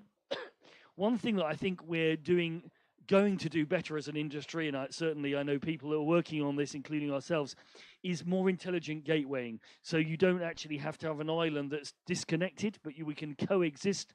And that not only involves a data plane, because if you look at Dante, the audio samples, the actual audio flow itself can be fully compatible with AS67 and 2110, but it's the control plane stuff that's not. So in both of these terms, it's the discovery, it's the control elements, the plug and play elements that make both of these very exciting, that needs to actually be honed and adapted, and we're working on those techniques to do that. I'm going to jump through this very quickly, but I just wanted to give a little bit of history of thinking as to where we're at in terms of the legacy we've had from the last 90 years. So the raster scan was developed right at the beginning of television. It used to be very initially the other way up. It was going vertically rather than horizontally on the very first test they did. But we've lived with this, and including 2110 actually pays homage to this, because we still have the way we handle 2110. We still actually allow for the raster and the way we do things, which is maybe slightly crazy, including the timing schemes that we have, to allow those gap timings. That's all to do with the legacy of the legacy of raster scan, even though we're trying to actually just carry active picture information. And then everything about the way we've transported it has been then a linear flow of data due to the raster scan and the way that works. So in SIMT 2110, and you can see this is like most of the elements of the standard and the NMOS control at the bottom. There's a couple I want to focus on, which is the dash 10 and the timing in dash 21. So the dash 10 has been evolved recently. We've done some revisions on that standard. And the timing 21, I just wanted to rewind and let you think a little bit about why we did such precise timing requirements in dash 21. It's all to do with packet integrity and the risk of losing packets in an infrastructure. So what we have, everything we do in 2110 is UDP, RTP, and that is a fragile transport because it's not got handshaking. It's a fire and forget technology, whereas all of these other standard IP technologies of different, owned by different people, but TCP and these others actually have effectively a built-in handshaking mechanism. So you know that you're going to get that through. Because of the fragility of this, we want to make sure that we don't lose packets. So in a traditional switch, this is a very, very simple switch diagram, we have buffers at the front end. And if the buffer is not big enough to cope with the burst of data that you get coming through, if you have lots of synchronous data that's flying through, if it was not a linear flow, but if it was coming all at the head of the frame, then you can actually get buffer overflow, and then we start to drop packets. So the whole reason for dash 21 in 2110 was to actually make sure that with typical buffer sizes here on switch fabrics, we didn't actually start to lose UDP data because there is no mechanism inherent in 2110 to recover it once it's become lost. So what we do across in various places is we do actually use tricks with UDP. We have 2022-7, which is almost ubiquitously applied everywhere. That's an RTP layer merge technology. Then in some scenarios, especially in wide area networks, we deploy FEC and ARQ technologies, especially on public internet connectivity. ARQ is vitally important, although there is an impact certainly in doing these two, and especially ARQ on the latency, and we'll come back to latency in a minute. But it's one observation I've got is we do need to be careful in an infrastructure when we're mixing RTP UDP flows with TCP flows, and especially when we're actually emanating that from software infrastructure, because what we've been doing with software devices that comply to 2110 is very, very carefully traffic shape the output, the egress flows of devices to make sure they're compliant to the model so we don't get that buffer overflow. But with TCP, and I'll come on to that in a minute, then that actually can be a challenge because that tends to be bursted at line rate interface from compute because there is no inherent traffic shaking mechanism in use. I just want to talk very briefly about data integrity in the public cloud. So we've been used to, again, in the broadcast industry, using telco infrastructure, which normally in most territories of the world is quasi-error free. It actually works very reliably, and you have very few actual errors apart from in problematic situations. If you actually look at the way public cloud works in terms of switching, and people are starting to use certain public cloud providers to do long-haul connectivity as well, and in doing that, they actually assume more of a background packet loss as business as usual because the switches are not as deterministic, and there is most of what public cloud providers are doing is TCP based. So the occasional packet loss is not an issue because it just sorts itself out in the background. But now we're throwing lots of UDP data into that TCP environment, then we have some challenges, and that's why we have to do protection mechanisms to allow that. In addition, just an observation for those of you that are not familiar, as we're starting to use compressions, especially to get in and out of cloud infrastructure, then inherently a compression is going to create a variable bitrate stream. Most cases, the way we actually handle that in a broadcast environment is to actually basically control the loop, the quantized loop, to make sure we actually end up with a constant bitrate stream that goes to line. Just an observation on NDI here. So a couple of things. First of all, NDI typically, by default, uses TCP. So if you've got lots of high-rate NDI streams, they're going to be coming out of your interface and the compute is likely to burst it out at line rate. So if you've got a 10 gig interface on your compute, then you're likely to get the NDI packets when they're ready being pushed out burstily at high rate. The other observation about NDI, when you're just integrating it alongside other infrastructure such as constant bitrate flows like from audio and 2110 video, is that it's highly variable bitrate because it actually makes natural use of the entropy. There's no feedback loop to actually do. It's an open loop compression tool. So what you get is very high highs and lows in terms of the data flows coming in. We need to be aware of that because you're potentially mixing UDP with TCP, you're mixing CBR with VBR, and there are some challenges in the traffic engineering as you do that. Very nearly here. So typically what we do with compute virtualized infrastructure functions in broadcast at the moment is we have these thick red lines because we typically receive them as compliant 2110. We push them out as compliant 2110, and that actually takes some overhead to actually do that engineering of the linearity back into switch fabric. What we need to get to in the end game with this asynchronous connectivity we've been talking about, that non-linear thing, is coming in linear, the red line, then actually having compute-friendly data handover techniques that actually hand between the virtualized processing functions, and then we can relinearize at the far end, and obviously associate the timing as we want it to be for there. There's some work happening on some of this in the VSF. We've got some work trying to standardize and evolve an API that sits above compute that actually allows us to do this bulk handover that actually allows us to actually have that compute-friendly behavior. Do check that out. Here's some links here. And there's also some thinking about, is the ground to cloud and cloud to ground element always going to be linear, or are we actually going to become non-linear and asynchronous further down the line? Could we eventually have asynchronicity from the camera itself? So we're actually having asynchronous data flows rather than the nice linear flows we've been loving for the last 90 years. One piece of work I'm doing at the moment this autumn, and this is just an appeal for any input you've got, is studying tolerable latency. So all of this distributed reduction we've been talking about and actually using compute, using different locations, what we are always looking at is what latency is tolerable for the creatives involved in making the content. I think we've got some pretty good ideas on some of these. The audio back within the environment has to be very tight. We're looking at 5 milliseconds as a limit.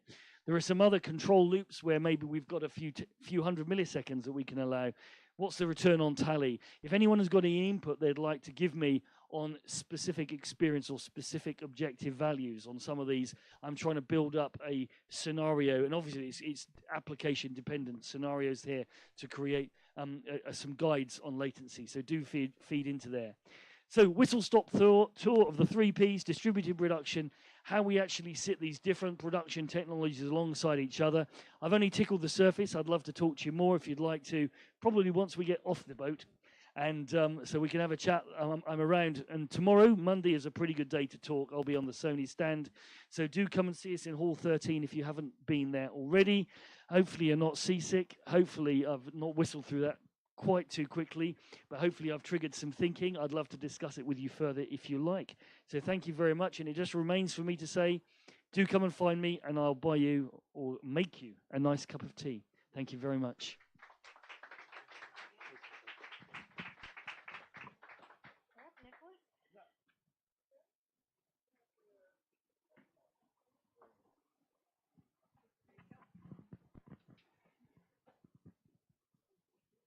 Okay.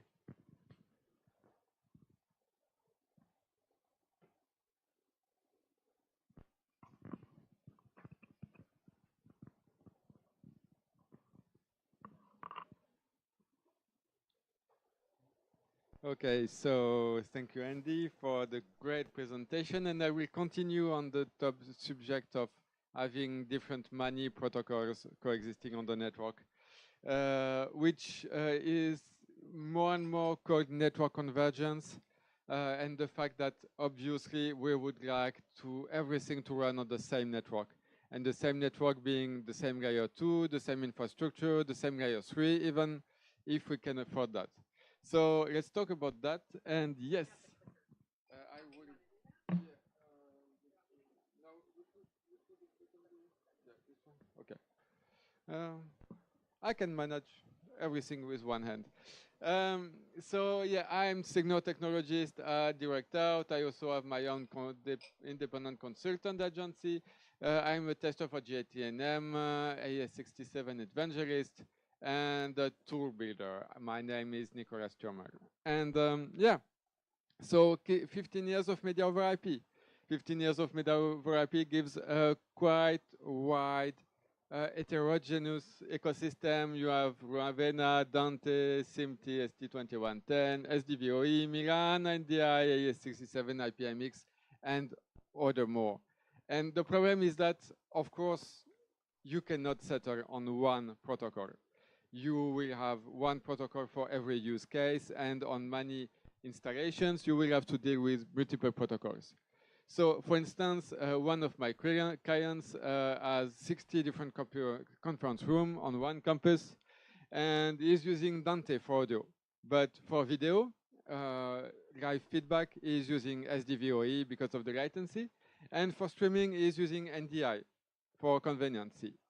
So this means that 3 different networks, 3 different protocols have to coexist on the same network. Another example is a live concert with a TV retransmission. So you would have Ravenna for part of the system, you would have ST2110 for the TV retransmission, but our good friends from live events, they chose Milan for their own network infrastructure. Milan is AVB, or also known as TSN for time-sensitive networking. And this is very interesting for us in the traffic shaping world, because TSN gives a lot of tools to do proper traffic shaping, but it's even another layer of complexity to deal with. So in theory, of course, in theory, you have the perfect interoperability protocol, and this is a slide that I steered from Andreas Hildebrand. This is a Ravenna slide that says, okay, with AES67, you can have any protocol you want, and they will all talk AES67 in audio, of course. But this is the theory, because in practical, you have a lot of incompatibilities, even within an interoperability standard. And this is because an interoperability standard needs to fit a specific use case. And the problem with AES67 is that we have a lot of different use cases, for instance. So this is just an example of 2 different devices that have a conflicting buffer size. So one device is allowed to send 0 packets for 10 milliseconds, so having a 10 millisecond gap in transmission, while the other one is allowed to have the minimum buffer size of 2 milliseconds. Oops, it doesn't work. And that's a real case event. I actually have customers complaining that they bought 2 different AES67 devices, but they cannot speak with one another. So reality check, well, we need gateways, and that was mentioned before. We need gateways in order to go from one network to the other and to have this this separation. And even then, even with the same network, we have different fields of working that do not trust each other. So again, I'm following the audio analogy because I'm an audio guy, but I'm sure you will be able to translate that in the video world. But you have the venue that wants its own network because they will not trust the guys from the front of house that will have their own network because they will not trust the guys from the Obi-Wan to share the same network. So even though theoretically I'm allowed to transfer one Cat5 from one place to the other, in practical, there will be gateways because there will be isolation.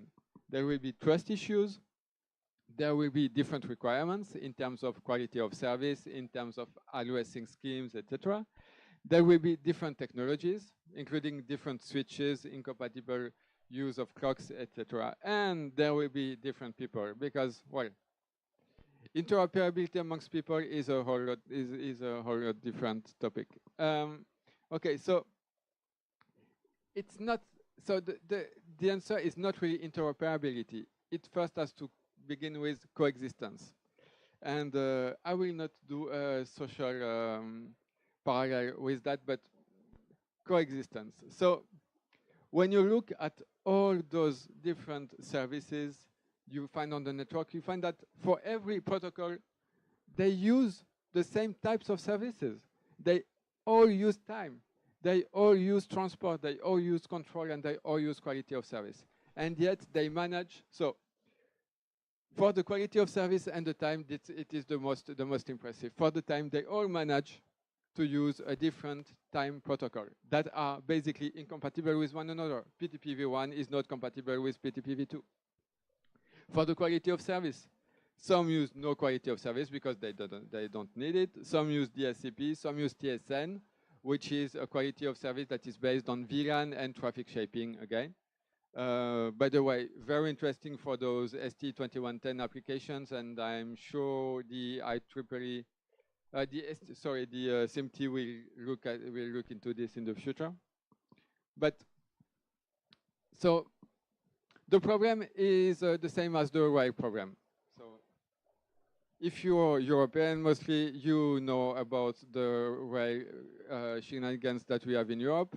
We are trying to have one single infrastructure, but we have one country in Europe, which is Spain, that uses a different gauge. A gauge, well, the spacing between the rails, and this leads to this kind of infrastructure in Spain. So the infrastructure where you have basically two different gauges in the same track. So when you are incompatible in terms of infrastructure, well, that's a no-go from the end, from the get-go. Then, of course, you need to collaborate on the infrastructure. And there is a very fun story that I like to say because, as you can notice from my accent, I'm French. And when Renfe tried to go into the French network, they needed a special signalization device to read the French signalization signal on the railway. And what did the SNCF, the French company? They bought every available devices of that just to prevent Renfe to go to the system for 2 or 3 hours, time from the manufacturer to build more. Fun? So yeah, once you collaborate, it begins to be interesting. It begins to be interesting because as a customer, you can choose what you need based on your requirements. And in train, yeah, there's the cost, but also there's the user experience, etc. And then it gets better. It gets better because at some point, you get services over your network that allow you to choose one train ticket with 2 different companies. So this, end of the metaphor here, but this is my utopia in terms of network convergence. I'm a tool builder and I'm expecting every protocol to give me the most wide interoperability, or at least so service coexistence to be able to do that. And we do have a lot of problems. So let's put this slide in parentheses for a second, but in audio, we have a lot of problems with PTP because even if you use PTP version 2, you have different profiles. We have a lot of problems with the different IPs, subsystems that are in use. So, okay, VLANs are easy. So the first solution is VLAN. Why VLAN? Because you get basically same infrastructure, but different method in the box. It's easier than air gapping because it's cheaper. You can use only one switch, less cables. But all switches do not manage IGMP, PTP, or multiple VLANs. So basically, you're screwed because you have to deal with limitations. And I invite you, for instance, to the Luminex booth in Hall 8. They have a lot of stories about that, for instance. Usually, those different VLANs are not routed because the technician doesn't know about routing. He's using audio over IP, video over IP, but routing? What's that? What? Oh, I can actually discuss between my subnets. And of course, so the problem is complicated. The addressing range can be messed up. so that you have actually conflicting address range between those VLANs. And it's the Centipedic Ethernet PC. So I have seen on my customer the second slide with the 60 different conference rooms, some PCs with 5 different Ethernet adapters, just to be able to join one system. And this is an actual AV system. Okay, and then how do I transmit media from one domain to another? So back to the gateway. And okay, the gateway, it's cool. It allows to pass media from one to the other. It solves clocking issues, so that's fine when you don't want to mess with PTP. Basically, you keep your Dante its own clock, AES67 its own clock, ST2110 its own clock if you want to segregate AES67 and ST2110. It solves trust issue because I'm just passing audio between the tools or for the video gateways video. So I don't have to trust my colleague from the other room. And but it's not the most IT solution. And the IT guys, they have a lot of solutions when you do not trust someone, because basically we have a worldwide network right now that we call the internet, and it's working quite well at the moment. So while I do not trust my neighbor to, so okay. So conclusion yet, how many times do we have still, Tina? You are fine. You've got it's 1:37. Okay. You've got about 10 minutes. 10 minutes, cool. So lots of time for questions. Because it's Andy's pace of speaking. I took the same, but I was not prepared. No, that's cool. So yeah, so the approach needs to be holistic. We need to. So again, I understand that from the video perspective, it's a bit different. But yet, Andy gave me plenty of reasons to think that it applies to video too. The holistic approach. We need to see the system as a globality and not just interconnections of different competing systems or different production systems. We need to see beyond the workflow and within the whole architecture of what do I do in my broadcast and how do I merge my different workflows. We also need to see the media network as a collection of services. And for instance, not specify ST2110 as I use PTP version 2 profile X, but first I use a clock. And if PTP v2 clock is available, then I use that. And in this way, NDI is really interesting because NDI has a lot of different ways of synchronizing two different clocks. So it leads to a complication layer, an added complication layer to the manufacturers. But in terms of interoperability, you can choose the right products that gives you the interoperability you want. Okay, and of course, you have other IT-specific protocols like spanning tree bandwidth. And let's talk about TSN, for instance. So 3 months ago, I joined the company that just entered the New Alliance that is pushing TSN, and I learned a lot about TSN. And it's really interesting how 2110 specifies traffic shaping, but do not really give tools to do so, while TSN has a lot of tools for traffic shaping. And basically, you can. What is fun with TSN is you can have a TDM network. With TSN, you can have your Ethernet network that just translates to TDM. Okay, so this is done, and yeah, no, I went on the other side. Okay, so yeah, open to questions now.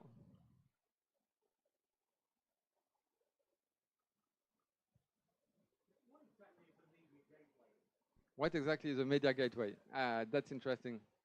It's anything you want. No, it's the fact that you want. You see, this is an analogy I make with the IP gateway. So the IP gateway you get out of your own local network, and you get into another network. not necessarily a wider network. You can have a gateway between two small networks. And this is exactly the same idea of a media gateway. But instead of passing pure IP packets and just looking at the headers, you go up to layer 7 and just extract the media and format it into the right. So again, with the analogy of routing. So when you do routing within a gateway, you take layer 2, you remove layer 2, and you put a new layer 2. And this is exactly the same thing, but you remove all the layers and you reformat the media in the format of the new. So this could lead to transcoding.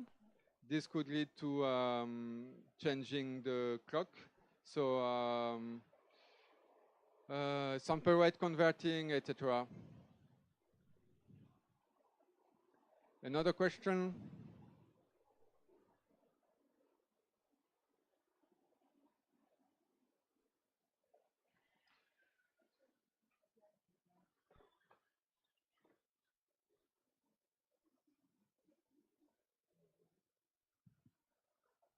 Okay. Well, thank you for your attention.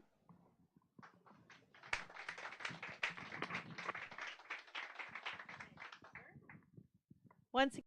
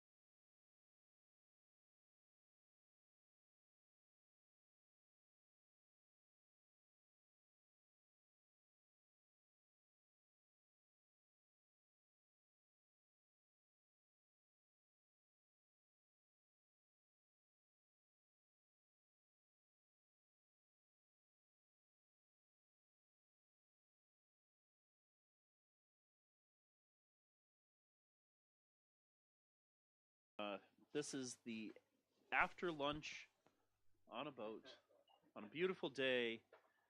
Boy, what a deadly time to talk about a complicated topic. But here we are, and you have all selected to be here, so thank you so much. My name's John Myatt. I've been involved in a lot of different things over the years. I worked on the Grand Alliance, that dates me. But today we're talking about application deployment tools. And you might say, why would we even be talking about that? Because it's a strange thing to talk about. And how does that relate to television? So, Tina, I'm going to ask you to do Kathy a big favor and take a picture of me sometime. Okay. So, you know, I'm going to stand up just briefly, because then it helps me stay awake. So, more or less today, I'm going to talk about all these different tools that you kind of hear the names of, Ansible and Terraform and Kubernetes, and how many of you have heard of any of these things? How many of you would consider yourself an expert in any of these things? Okay, good for you. You're hired. I kid you not. That is the first challenge, is that while these aren't like the most complicated things, and these probably are important for the future of all of us and how we do our jobs going forward in television. But these are part of a larger trend in the industry called infrastructure as code. And the idea is that if you've ever stood up or deployed a SMPTE 2110 system or any sort of complicated system, you realize that every piece of the system requires some configuration. It requires you getting all of its settings correct. And those settings are really stuck inside the thing you're configuring. So if you wanted to make a copy of them, or if you wanted to work on them offline and then jam them in, that's kind of hard. And equally, if you wanted to take a copy of all those settings for all the things in your plant, and then like store it up on GitHub just in case the building burned down, that's hard too. But it'd be sure handy if it worked well. And that's what these tools try to do in the context of every industry. There's nothing broadcast specific about these things. So this is sort of an overview talk about what is each of these tools, what does it do, why did it get written, and how they might apply in television. The core idea of infrastructure as code is that you could, in some future universe, write a text thing that describes your target state of your facility. It says, you know, every NMOS sender, every receiver, every device, how it's supposed to be configured. And then you run that little program on some magic thing, and it causes all those devices to actually be set up that way. And that would be really good. And there's a few properties that matter about that. One is that, you know, if it's creating resources, that when it runs, that it has to not accidentally create them over and over again, right? Like every time you run it, it has to have the same results. It can't run and create an extra VM every time it runs or something. If you change the file and maybe you take something out, it should recycle the resources.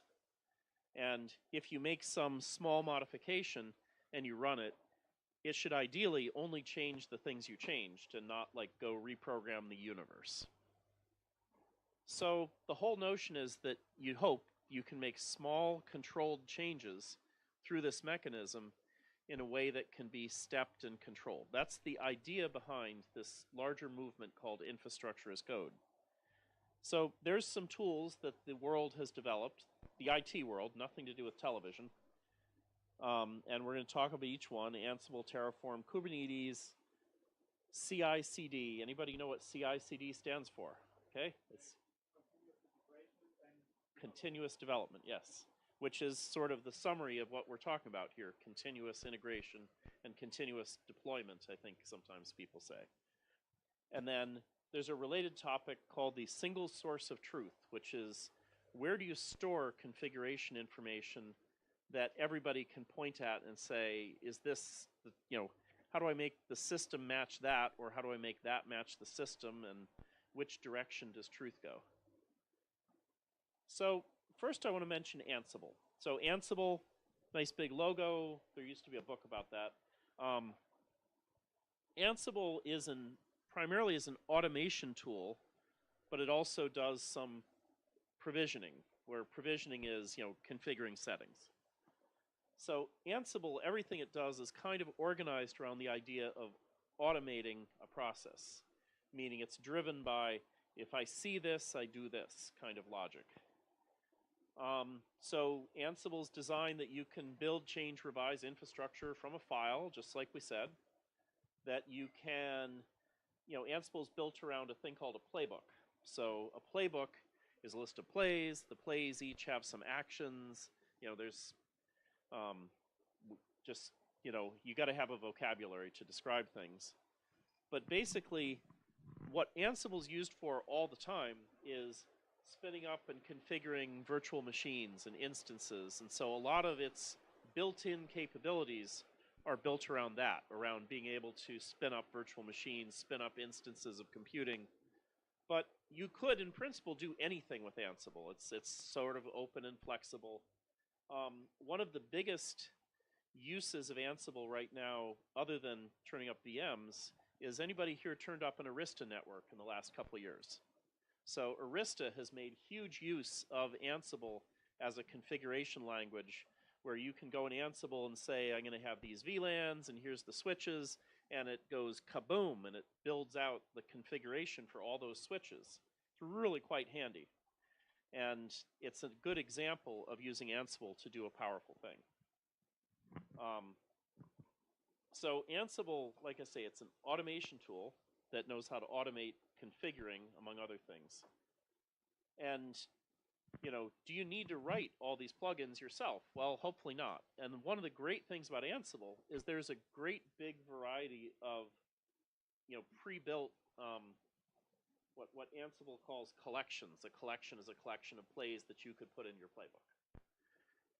So there's pre-built playbooks or collections from Arista and Cisco and all the usual suspects.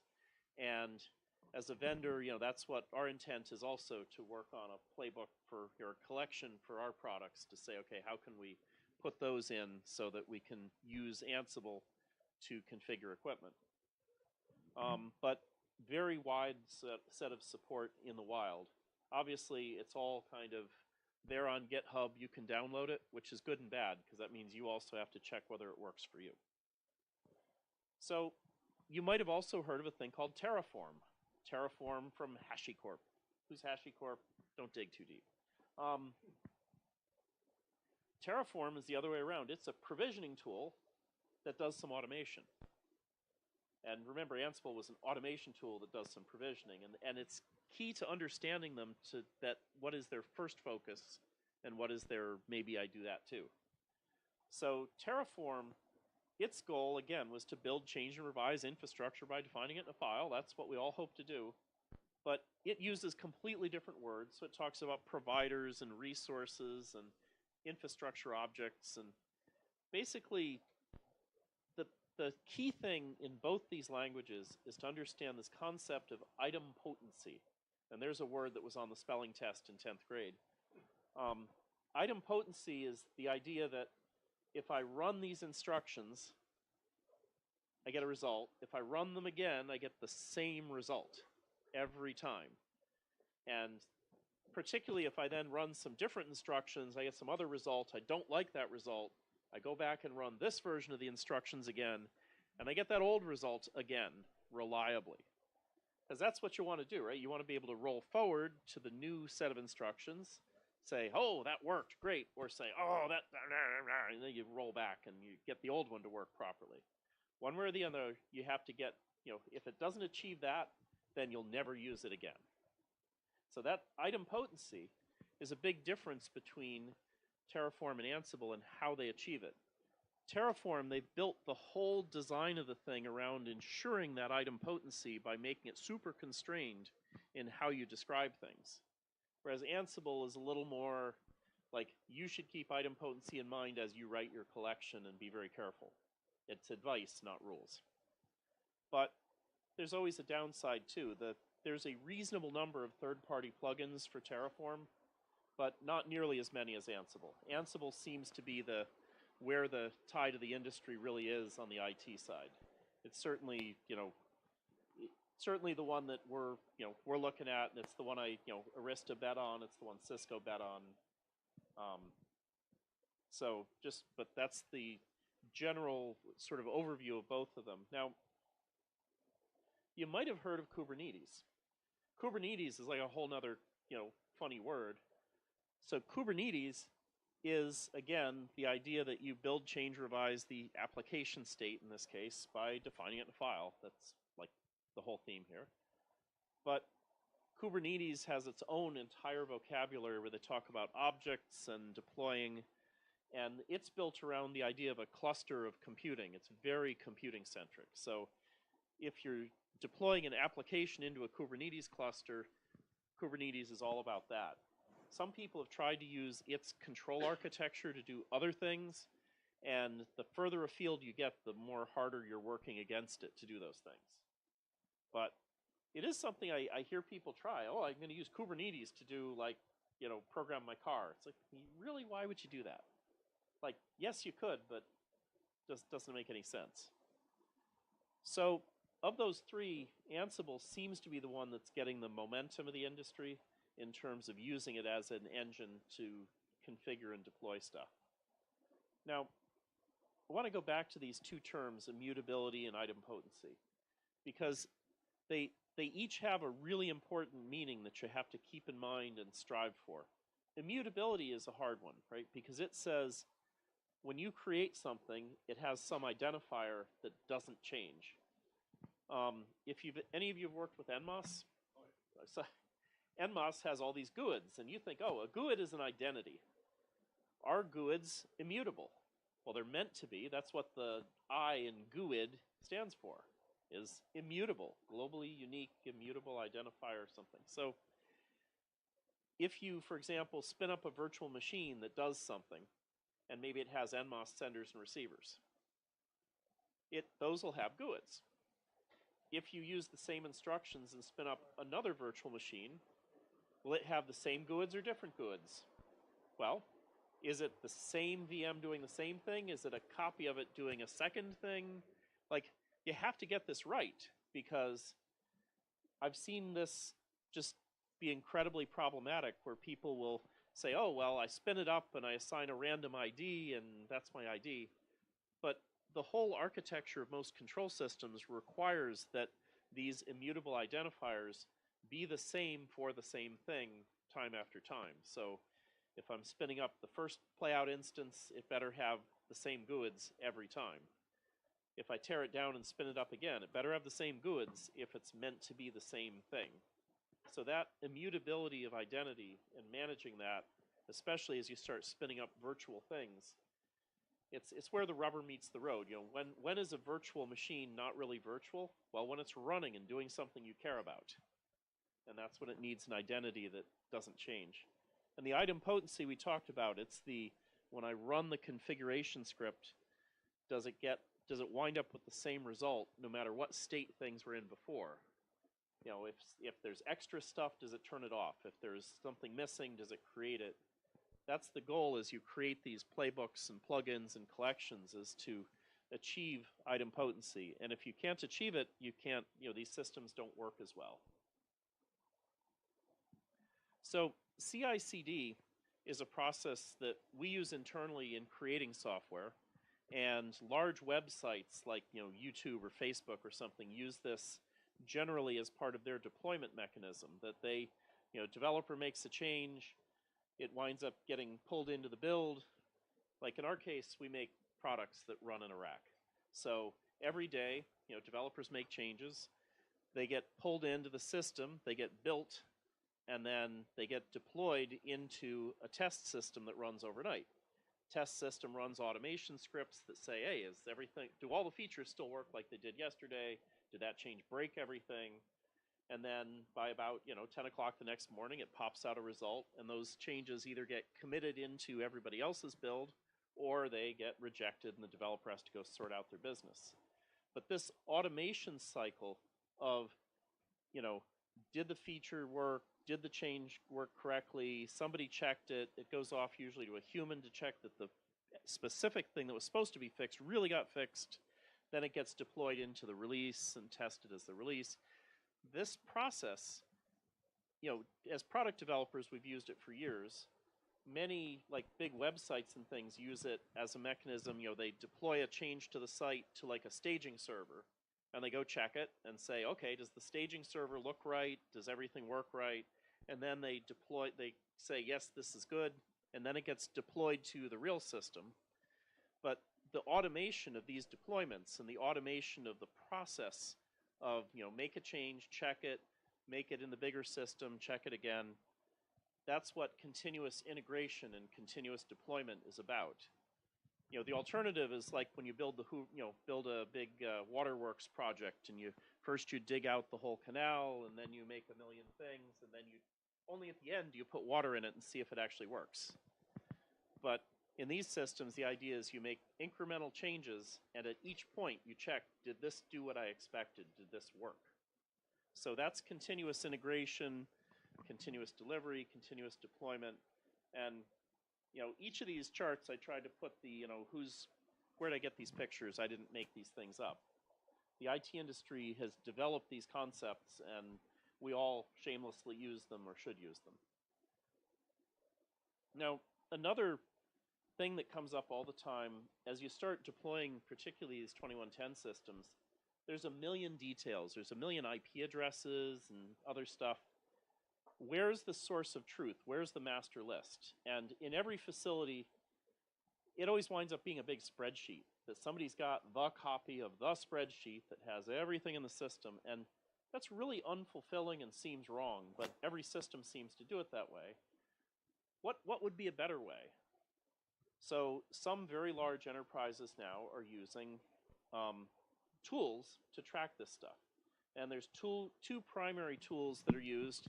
So one is Infoblox, which is expensive, has a million features. Did I mention it's expensive? But it works really well. And Infoblox has, ways to deal with switch configurations and IP address management, all kinds of nice stuff. And then for people who want to experiment and don't want to spend any money, there's Netbox. And Netbox is open source. You could build it. It's free. Works nicely. Doesn't have all the same capabilities as Infobox, but it's a good way to get started at the concepts of how a single sort of database and way of using it can keep track of all your details, and then you build your scripts to pull or push data from Netbox. Now, this is where it gets funny, because you might think that the single source of truth is like you start out by putting the details there, and then everything should pull from there. And that's a model, but it's not the model most people use.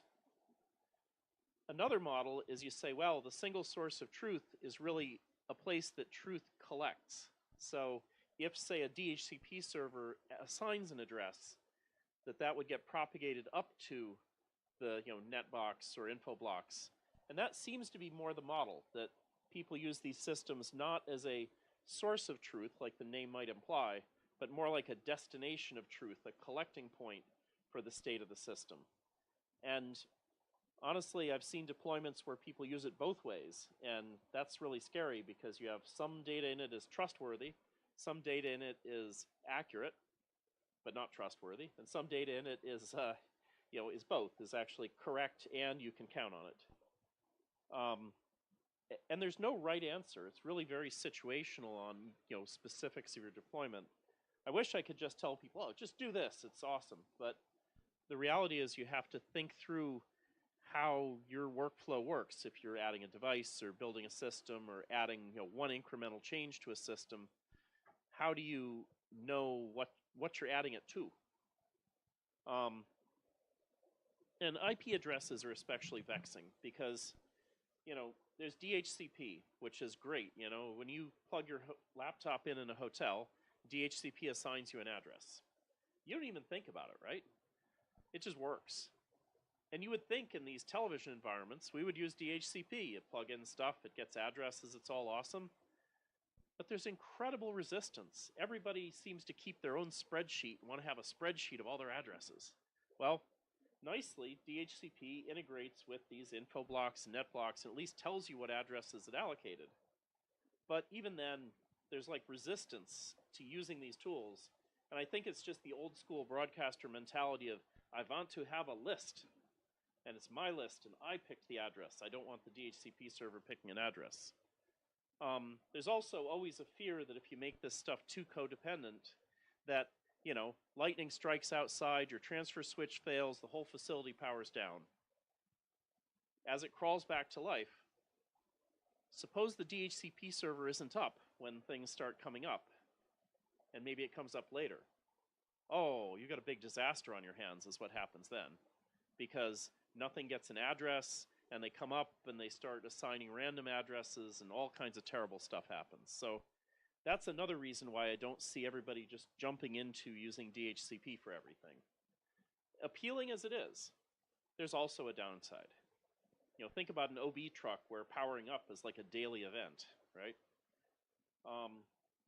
DNS could be part of a solution. I know customers who talk about making entries in the domain name server for every flow in their system. You could do that. It's a lot of entries, and what's going to look at them? Now, you could also put entries in netbox or info blocks, and they're more like databases that things can access, whereas DNS is more like a, you know, yeah, you can type and look up DNS queries, but who does that? And then there's people who actually make integration suites of those things that all work together, and they're nice and neat. So tell me if this is the big turn. This is the big turn. Okay, so I'm not going to leave you any time. No, don't worry. And then Ansible knows how to do this stuff with these DDI tools. And likewise, you know, Ansible and some of the other tools, they know how to push things into info blocks, into net blocks. So why do we care? This is the meta question and the wrap-up. You know, if you think back to the analog days, I never worked on analog, but maybe some of you did. You expected every engineer in the plant to have a little green screwdriver and understand what's a resistor and what's a capacitor, and at least you didn't have to design the camera, but you had to know how to get it to be the right colors again. Okay, and you were expected. That was just part of being a television engineer, was understanding enough to do. Now, think about the modern equivalent, right? So if you're working in a, say, a TV station, you've got all these complicated file-based workflows that are getting ads in and getting content in from networks and putting it in a media database and playing it on the servers. And if that stuff breaks down, you're pretty much off the air pretty fast, right? How many people in a typical plant understand how to get that running again when it's not running? Hopefully at least one, right? On every shift. Well, that's kind of where we are now, is you say, well, in these software deployment, blah, blah, blah, future things, it's the same idea. What knowledge do we expect a television engineer or somebody on staff to have about how to deploy changes, how to roll back changes, how to recover systems to known states? That's why these tools are important, is because they're enablers for doing that in a controlled, organized way, instead of having individual staff members go typing on the CLI of the switch trying to like debug or configure something. So that's all. Thank you all. And if you have questions, they need to be quick because I need to leave him some time.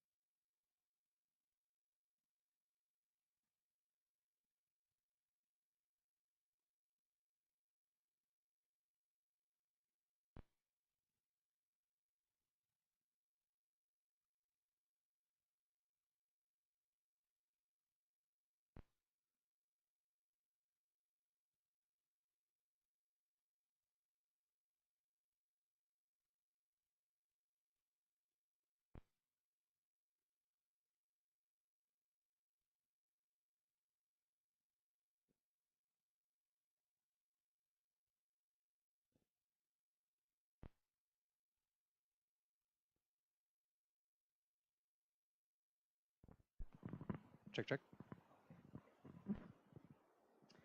This shows today's agenda.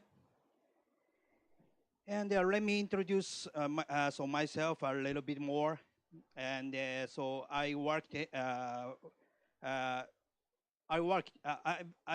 as an engineer over 10 years, and I also worked at sales marketing people over 10 years.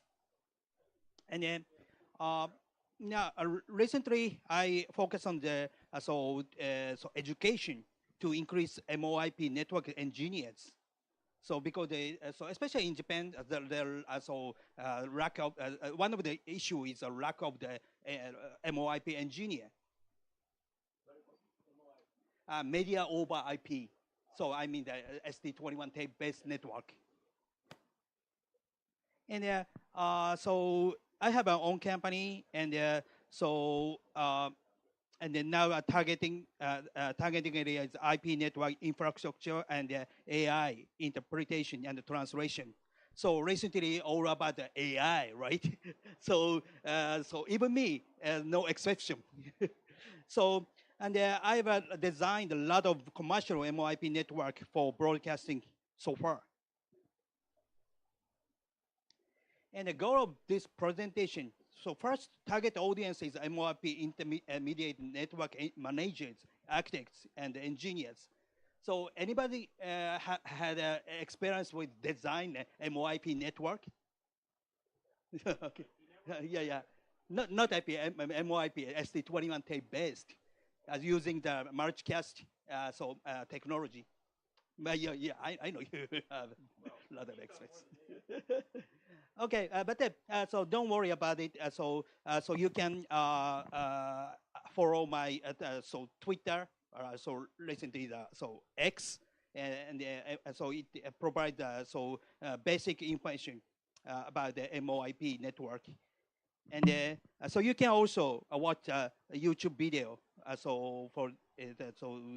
for the beginners. And the goal of this presentation is that you can get some tips to solve your issue when you face some similar cases. So let's move on the first topic, MIP network design flow. So the design flow is very similar as a software design flow. So based on the software engineering, so design, implementation, and verification. And I think the design is the most important.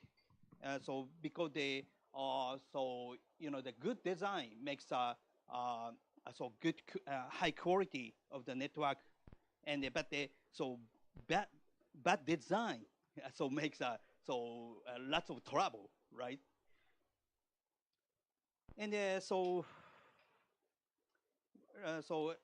I need to we need to assume as agile development rather than the waterfall. So when I start start to work in 1990s, development flow is all about the water flow. We first fix the specification, and then implement program, and then verification. So step by step. But recently, the flow is more flexible, and it's called agile. Because first spec is not fixed, it is very difficult. So we can. It is hard to prospect future issues, future problem, future error. If we develop the complicated network, and it's impossible to this is impossible to predict 100% future problem, and we need to assume the spec will be changed when fixing issues. Especially the verification phase. So we need to back design, and we need to iterate so as soon as faster as so we possible.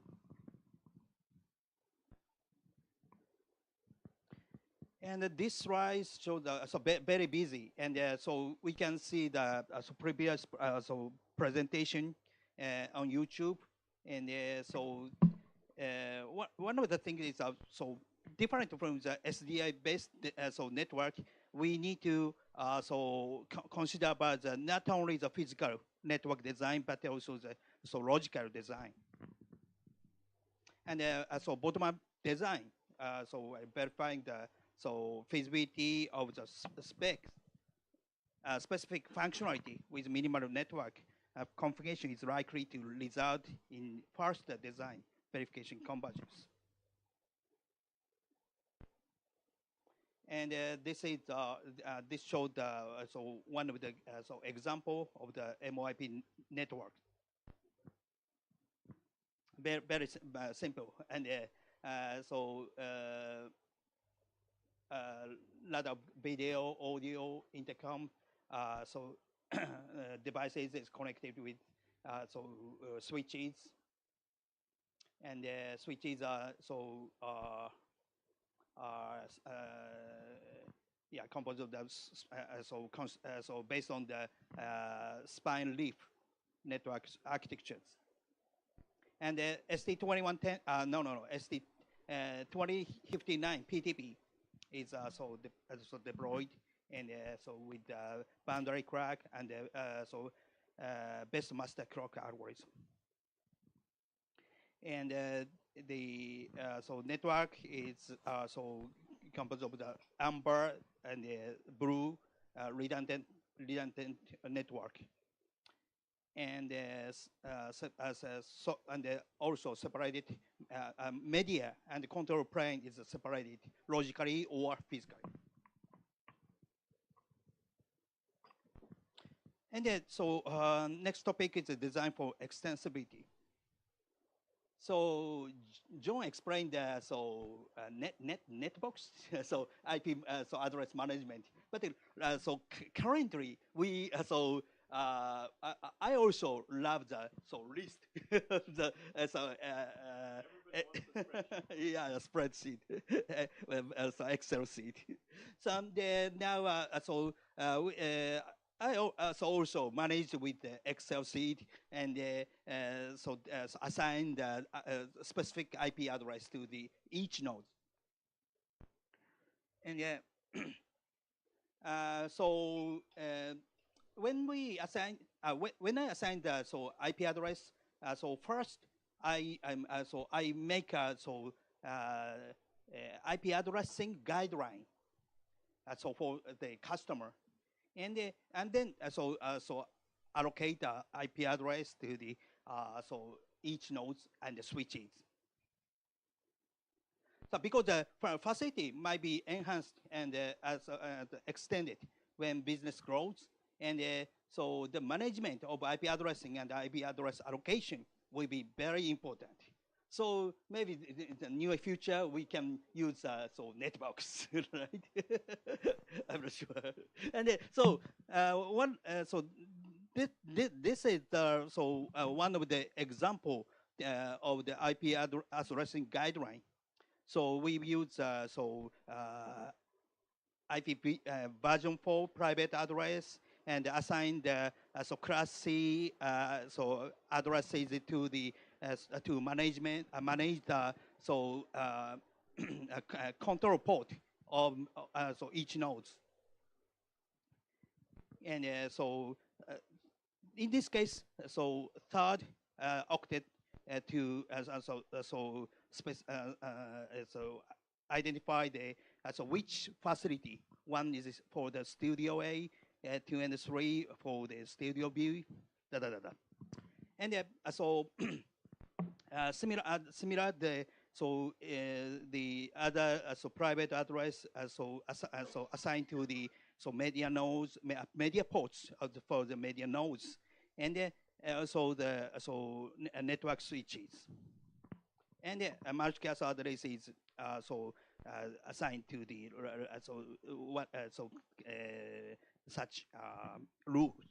So Lulu is depend on the company and so their policies, but I recommend we need to define the guideline, even using the networks. Because if I know the address based on the such guideline, we can identify which one is which this address is from this nodes. We can easy to understand, and so we can easy to debug if we face on the issues. And yeah, skip this one. Let me see. Okay, and so number of the IP IP address are limited, and President John's presentation may be DNS. I know the DNS and the DHCP will make it more efficient and easier, but at this moment and current situation, it's still better for debugging if we assign them manually at this moment.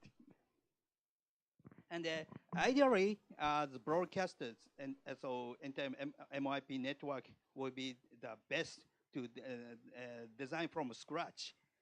However, the reality, MIP network will also proceed from the bottom up, starting from some facilities. So not whole facility. One studio change to the IP based, but the other studios is still the SDI based.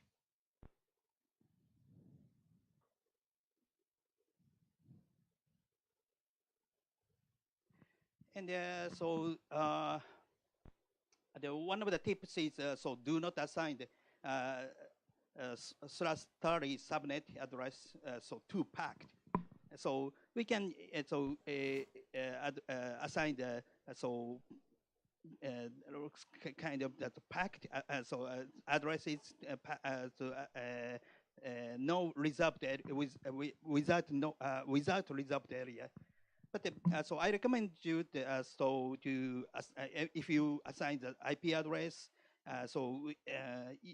you assign the reserved area, because sometimes the verification phase, as I said, sometimes the specification and changed if we face on the issue. I have a lot of experience with such a case, as a lot of issue, and okay, change the IP address, but we try to change the IP address as small a part as we can.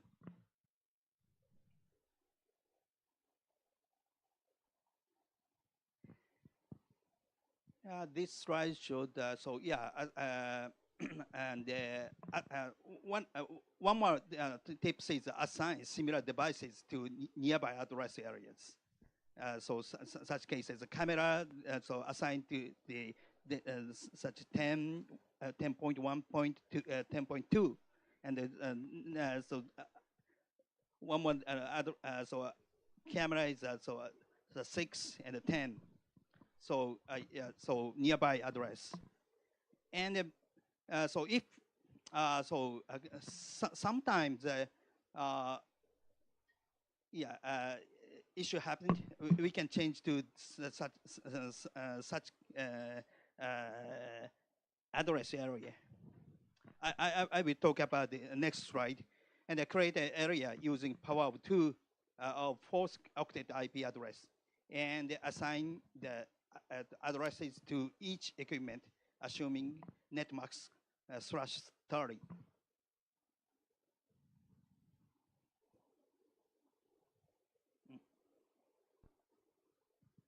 So this is one of the example I faced on. So issue is some of the existing equipment in the same company needs to speak with proprietary starting from the 239 Marchcast group address. So to detect each equipment. So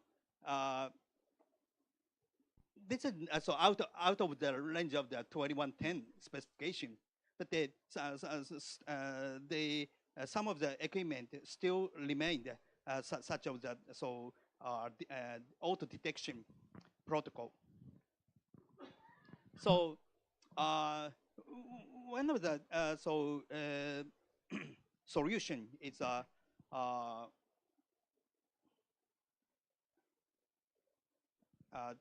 one of the solution is use L2 switching to expand the broadcast domain. So L3 connection is broadcasting domains, separated from each connection.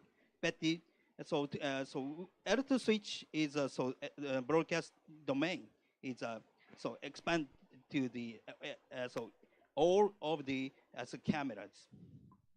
So this is one of the solution to fix such kind of issue.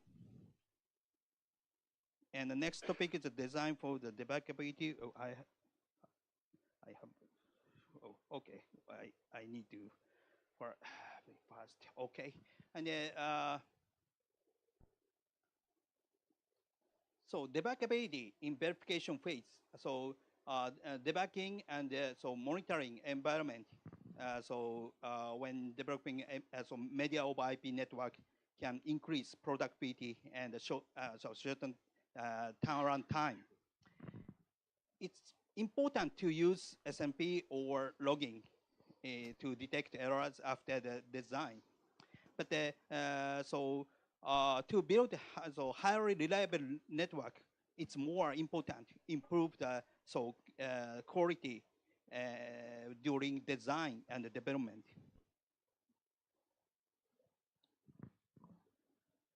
But first tips is to manage and to monitor the and to debug the network design. We need remote access. So you can design you can design anywhere and anytime. I'm not sure it's happy or unhappy. And media over IP network design and the verification often takes several months. So I don't want to spend several months in a cold and noisy machine room. So first I make such a kind of remote access environment. And the next tip says connect to Wireshark. You know the Wireshark? Okay, and packet capture software, and so you can debug when you debug the network. You can see the point of the status with network command show or display, but it's difficult to understand that time sequence.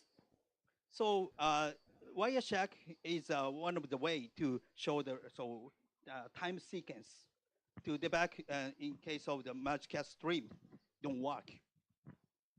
Yeah, so I sometimes need to monitor IGMP and the PIM packets. So I often use the Wireshark. Of course, so there are some are dedicated monitoring equipment, but I have limited budget, so I use such kind of free tool and affordable solution. Oh, and this shows IGMP and PIM Marchcast routing. So maybe you can see that slide right there.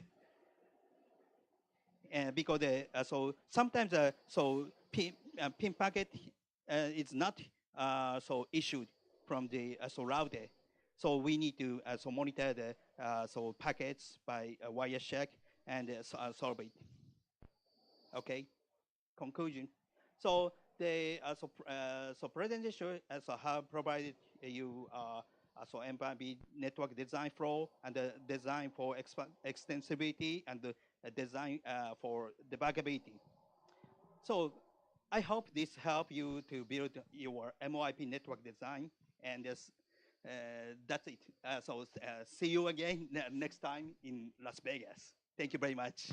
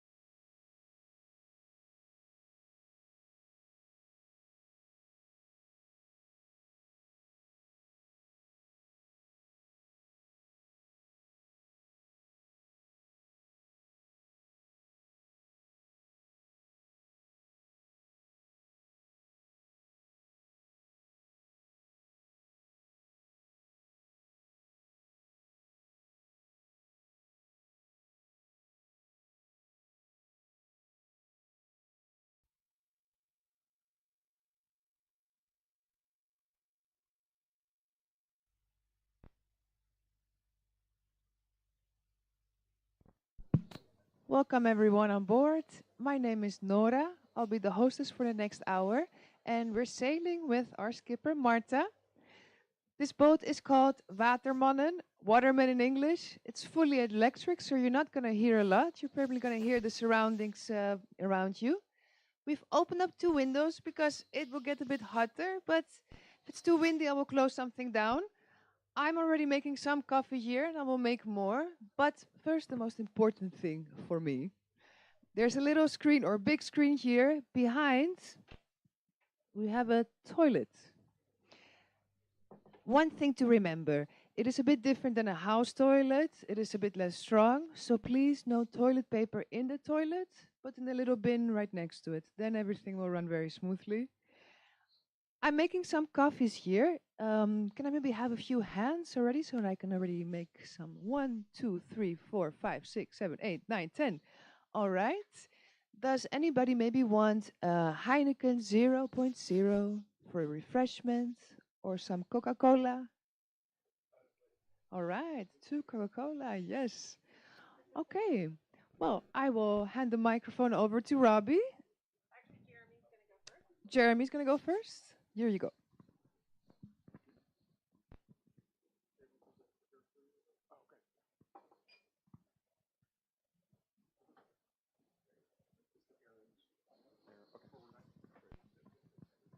All right. Thanks everybody for having me. So my name is Jeremy Hockman. I'm one of the founders of Megapixel. We're going to talk today about SMPTE 2110 as well as IPMX and kind of the interop that you get when you move towards networking and how they're beneficial over a traditional legacy system.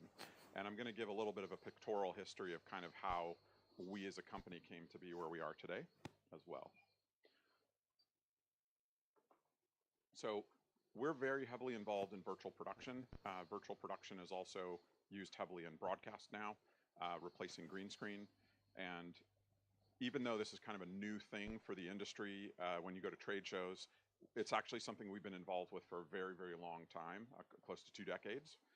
And so I want to show a little bit of the history of kind of how the technology has gotten to where it is today and talk about the pain points there as well.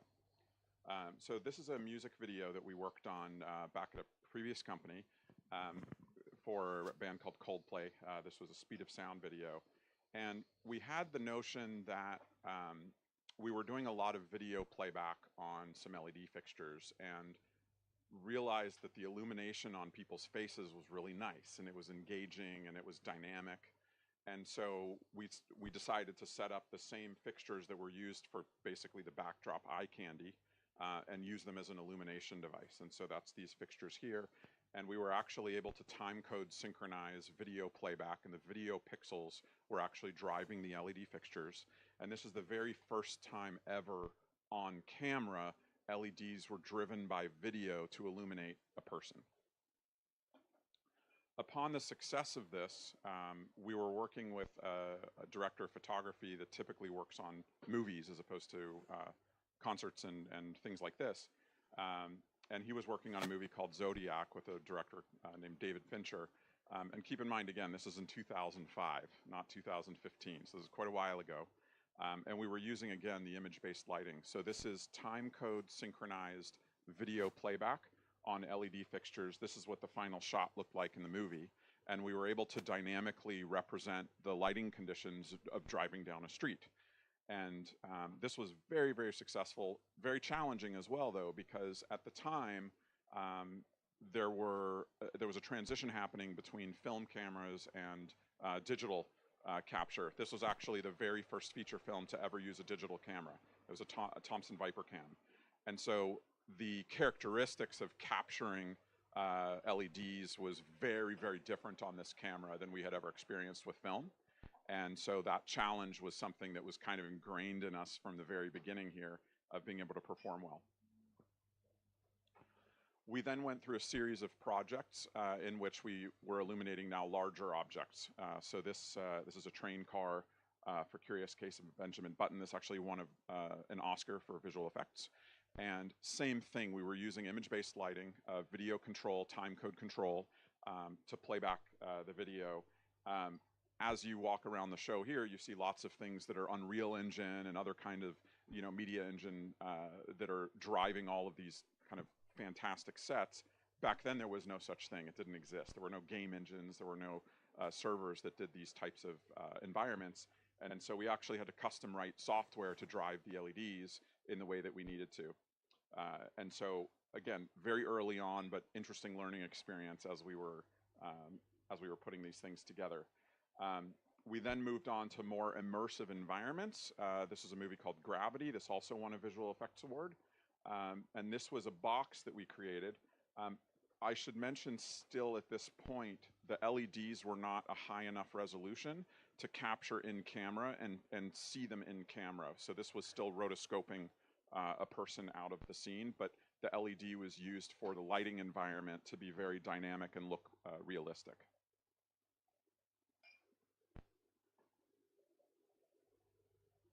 Button.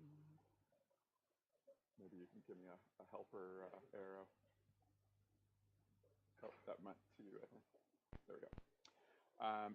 Then we started doing much larger arrays. So these first few projects were very successful.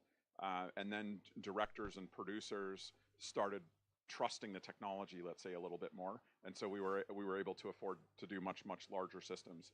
This was for Star Wars Rogue One. This was also actually not used in camera yet. This was still 9mm LED. So the LEDs were spaced fairly far apart, but it was a very large display. And this was again used for all of the illumination. So when the starfighters and the spaceships and things are supposed to be going through outer space, we're getting all of the environmental lighting conditions on the glass, on people's faces, reflections in somebody's eyes to be very realistic. This Murder on the Orient Express in 2017, this is the first time that in the world that LED was now used for in-camera VFX, which you hear as a term today. This was now 2mm LED, repurposed for trade shows. This was, tiles that were normally used on an auto show or something like that, just as advertising and branding. But we bolted them together in a way that gave us a tunnel for the train car and had to, again, custom write software to be able to distribute the correct video data for all the plate shots here. And what's interesting is even back in 2017, this was dual 8K resolution to do this size of an array. So a lot of challenges with cabling infrastructure, because back then a lot of the distribution was still only HD. And so this is a lot of HD signals and a lot of cables and a lot of infrastructure to make sure that those signals are stable. Shortly after, did another large volume for First Man. This is, as you kind of may recognize, for production broadcast backdrops as well as digital cinema. This is the kind of first drum, if you will, or LED volume, as the term is today. And this was actually used in camera. So this is the first time that this type of drum was used for the ICVFX. And then today, fast forwarding to what's getting deployed, this is a stage called Trilith in Atlanta, put together by Lux Machina. This is Nant Studios in Melbourne. These are two of the largest facilities in the world. I believe Nant is the largest. This is 7,000 LED display devices all put together. This is 45 4K rasters driving this display. So you can imagine this is huge pain points here. Okay, I've shown you some pretty pictures here. This is a long time in the making to get where we are today, but we have all these pain points. So we're needing to move a lot of data around, not just video data, but metadata as well, control data. We want to understand what cameras are doing. We want all of this interop to be happening. But with previous technologies, we're not able to get that because it's not a bidirectional pipe. And then we have just way too many connections. We want higher bandwidth signals. Thank you. We want higher bandwidth signals so that we can have less connections and less failure points for these large deployments. So how are we moving the data around easily? Well, today we're using networking and we're using Helios. So we started this journey about 10 years ago. We've kind of been on this transition plan of first getting LED tiles onto networking, and now today we're getting more of the upstream equipment network-based. So I'm going to show a short video. This is a project that we executed in Macau. I'm going to press one more time. Maybe it'll, there we go. This is 27 4K feeds, 250 million pixels in a single facility. And there are a lot of different display surfaces, different shapes and sizes. So these aren't standard 16:9 rasters. And they're also physically spread out very far in the building. The closest display to the control room was 1 mile. So it's a couple kilometers away. And so we immediately knew when we started getting into this project that we needed to develop a fiber infrastructure to get from the processing to the display devices. And this really was the thing that made this project successful and even possible, was moving to that fiber infrastructure basically as quickly as we possibly could. So in the traditional data path, when I think of all of the different types of devices that are connected, we have footage that might be coming from network attached storage. It might be streaming in from somewhere. We have a content server or a media server of some kind doing manipulation. That might be Disguise or VizRT or something like that. We have a video router. We have processing for LED. Of course, if there's cameras and a DIT cart, we have Genlock. And all of these signals are different protocols, different connectors, different cabling. Some of them are copper, some of them aren't. Some of them are 50 pins, some of them are 20 pins, some are 1 pin. And this is really problematic because every single one of these pieces in the chain, it's a failure point. And they're also, many of these are serially connected, meaning that if we have even not a video failure, but just a metadata failure, the content that's been rendered in a movie file is not going to show up properly on the illumination device, whether that's a projector or an LED screen. And so when we move to a 2110 path and IPMX, we're leveraging all of this networking, which is awesome because everything is connecting now to just a normal network switch. The switch basically becomes our router, or software is now our router, rather than needing 100 cables or multiple things like that going in and out of a frame. And all of these devices now, because they're part of a network, are able to talk to each other, so they can share metadata, and all of the devices understand what the other one is doing. So at this show at IBC, we've launched a new 100 gig fiber module. This is immediately IPMX and 2110 compatible, and we're able to ingest native 8K sources. We also can ingest multiple sources at the same time and stitch them together, so we can do up to a 32K panorama image in one single RU, and then we can drive 30 plus million pixels on the output. So we have a lot of compatibility here and a lot of just extensive usage of lots of pixels. And this is launching immediately with compatibility with Matrox, NVIDIA, and even direct streams out of Unreal Engine. So benefits here, we have reduced latency by not having all of these serial connections and also having a higher bandwidth signal. We have less interconnects. So this means that we're more reliable and the metadata can be shared. So all of the signals through the chain are much more reliable. And then by leveraging all of this infrastructure from kind of an IT backbone, because it's networked, we have monitoring and analytics and all kinds of things that you gain from traditional IT infrastructure, which is really important. And I think of this too as not just, you know, we make LED processing and we build infrastructure that actually goes into third-party tiles, and we build projects ourselves as well. And so we're very focused on LED, but we also acknowledge that in this infrastructure, we can carry a lot of different kinds of signals because, again, it's a network and we can put anything on the network that we want. And so we can put in lighting and audio and rigging communications and camera tracking and all kinds of things that now can talk to each other. So here I want to give an example of a nice intersection between a couple of these systems that typically used to be disjointed and now are together on the same network. We developed a lighting fixture with KinoFlow. Traditionally has been Hollywood lighting for illuminating people in a studio or for a movie. And they have a beautiful fixture that is red, green, blue, cool white, and warm white phosphors as well to create really nice broad spectrum lighting to illuminate specifically great skin tones. This is something that you can't get out of like a normal RGB video panel or projector. So what we developed together with them is the ability to actually drive every individual LED in their lighting fixture as a video pixel, but at the same time merge data coming in from a lighting console so that the lighting operator and designer is able to do things on top of the video. So they can do subtractive color mixing, they can do additive color mixing. Somebody points to a specific lighting fixture that's hanging in the ceiling and they say, I want that one to be bright red. Somebody on a board op can just do that very simply and easily. They don't have to manipulate video content to do that. So we see the networking as a really interesting new creative tool to allow different departments to work together in a faster way, in a more efficient way to achieve a creative vision.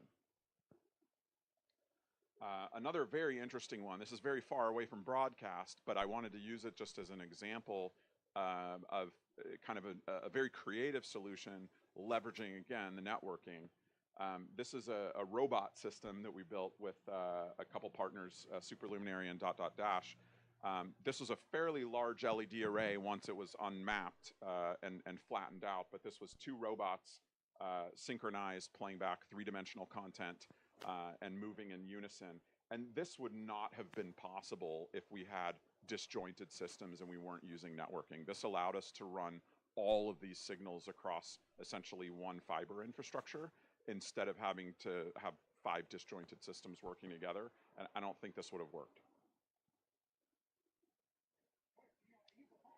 And then this is my last slide. This is, maybe we can mute it or turn the volume down. Yeah, I didn't realize this had audio in it. This is an integration that we did for Fox NFL Sunday. So this is airing every week in the US. This just won an Emmy Award over the summer. And I'll explain what's happening here.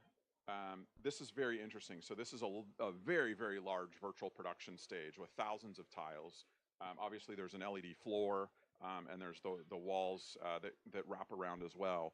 But what's really cool about this is that there's actually 4 cameras, and we were able to bring back the creative vision for the video director to be able to cut between cameras. So traditionally, in virtual production, you're only able to use one camera because the render engine is rendering for the perspective of that camera. And if you have another camera in a different position, it's going to see the wrong perspective because the content is only rendered for that one perspective. Now with our infrastructure, we have the ability with such a large ingest pipe, we actually send up to 4 video feeds simultaneously to all of the panels, and we're able to time multiplex everything to the cameras. And so they have 4 cameras. Each of the cameras sees its own perspective. I think there's 24 Unreal engines that are all networked to drive this amount of content. But this is unlocking a lot of tools that with physical sets, directors are used to being able to cut cameras and have things being natural. Virtual production is an amazing tool, but it's taken away some of that creative vision and freedom to be able to do what you want with a camera. And this now is enabling people to kind of go back and ironically do something old, but with something new again. And so also because of how it's all interconnected, we have a lot of interoperability between equipment. APIs are used extensively, and again, on the network, everything can talk to it, to other things. We have very, very good color accuracy, and we have, again, a centralized control point. So that's my spiel. Thanks very much for listening.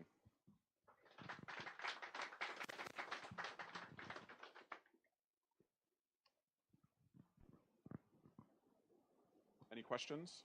Or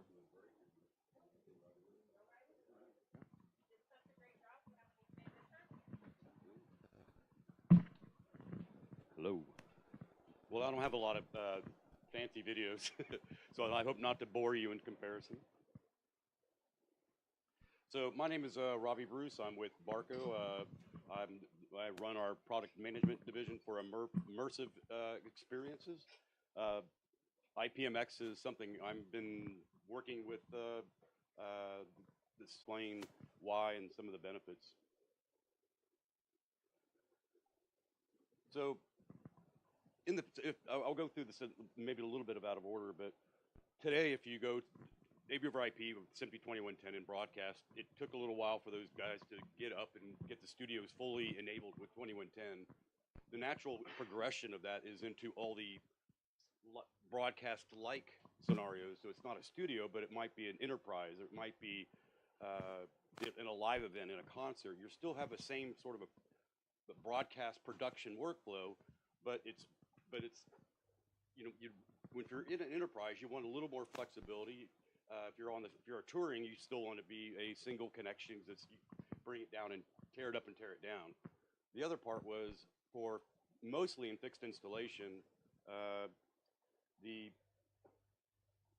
In the fixed installation space, HD-Base-T could only support 4K 30, and they used essentially SMPTE 2110 so as a way to say, let's be able to use this to extend and put a lot more compression. You see companies like Extron, Crestron, everybody has their proprietary solution. Then you see NDI. So this is an example of one of our use cases for a corporate event. These corporate events could be, you know, something that's like a pop-up, like an AWS type of show where they have, you know, thousands of people, gigantic LEDs.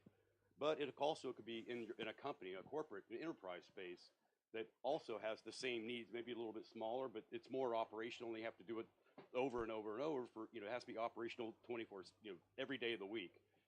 So where we see benefit is we make products right here, at least I do. We also have projectors that are for the screen. We do LED as well. For us, we're kind of sitting in the middle of the workflow where we're taking all these inputs in, trying to create some kind of canvas, be able to have some sort of like a slideshow type experience, and you see through different transitions through a presentation.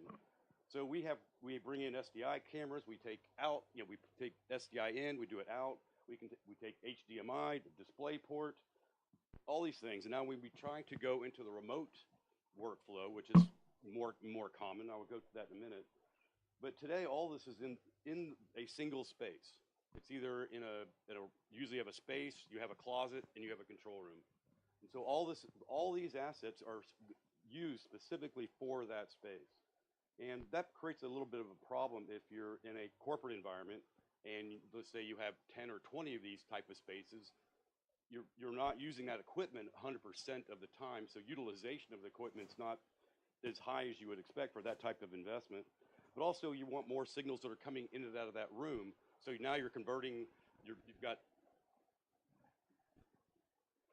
these protocols. So you're like, how do I get AV over IP? How do I get the flexibility of routing so I'm not taking everything into a single concentrated router in the room or in the control room or in the closet, but I need to get those signals out, and I want to do it in an efficient way. Today, your options are, I can go NDI, but it's on 1 gig, or I can go NDI HX, which is a 264, and you sacrifice quality. SVOE is only on 10 gig. All right, what if I have a 1 gig solution? What do I do then? Now I have to support 2 different discovery protocols, 2 different routing schemes. Now you have Dante as well. Dante has their, you know, the great for audio. They also now have a video-like product that is similar in the 1G space as well. And of course, you have HD-Base-T that can try to do some compression to keep HD-Base-T alive. But really what most of these are doing is essentially focusing primarily on extension and not necessarily interoperability. So SMPTE 2110 came out, and it was really great for broadcast, but it has a couple limitations for us.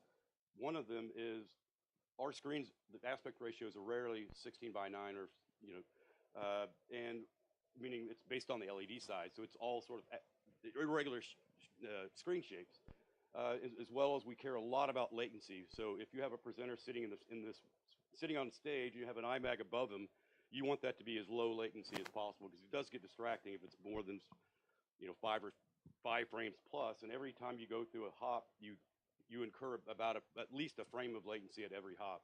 So if you can minimize all that, and that's where we focus our products here. So when 2110 came out, we thought, oh, this will be the answer, but it turned out to be a little bit more difficult. It's 2110 does require a PTP clock, a Genlock signal for all signals. That meant how do I get that signal locked from to and from my PC? It's not so simple. And you need a PTP master, which can be also expensive. But also from a connector, I make boxes, frames that have cards in, and it's easy today. I've got SDI, DisplayPort, HDMI. Well, now when I go to the network world, the way it's fragmented today, I'm going to have to, even though it's a network, I'm still bound by these solutions to my data pipe. It's either going to be a 1 gig or a 10 gig. They define the compression ratio. What I love about IPMX is, first, it's standard based, so it's open, but it gives you that flexibility of the trade-offs, but it puts it in your hands, saying, I really care about the quality of my video going to my screen. I have a $1 million screen. I don't want to compromise the color. So I want uncompressed to the screen, but to the downstage monitors that are providing the notes feedback, I don't need that. I would prefer to have a 1 gig or even stream it, but I want to be able to have that choice. As well as, so today, IPMX is focusing on who here doesn't know what IPMX is first? All right. So we're trying to focus with IPMX for interoperability. It's called profiles.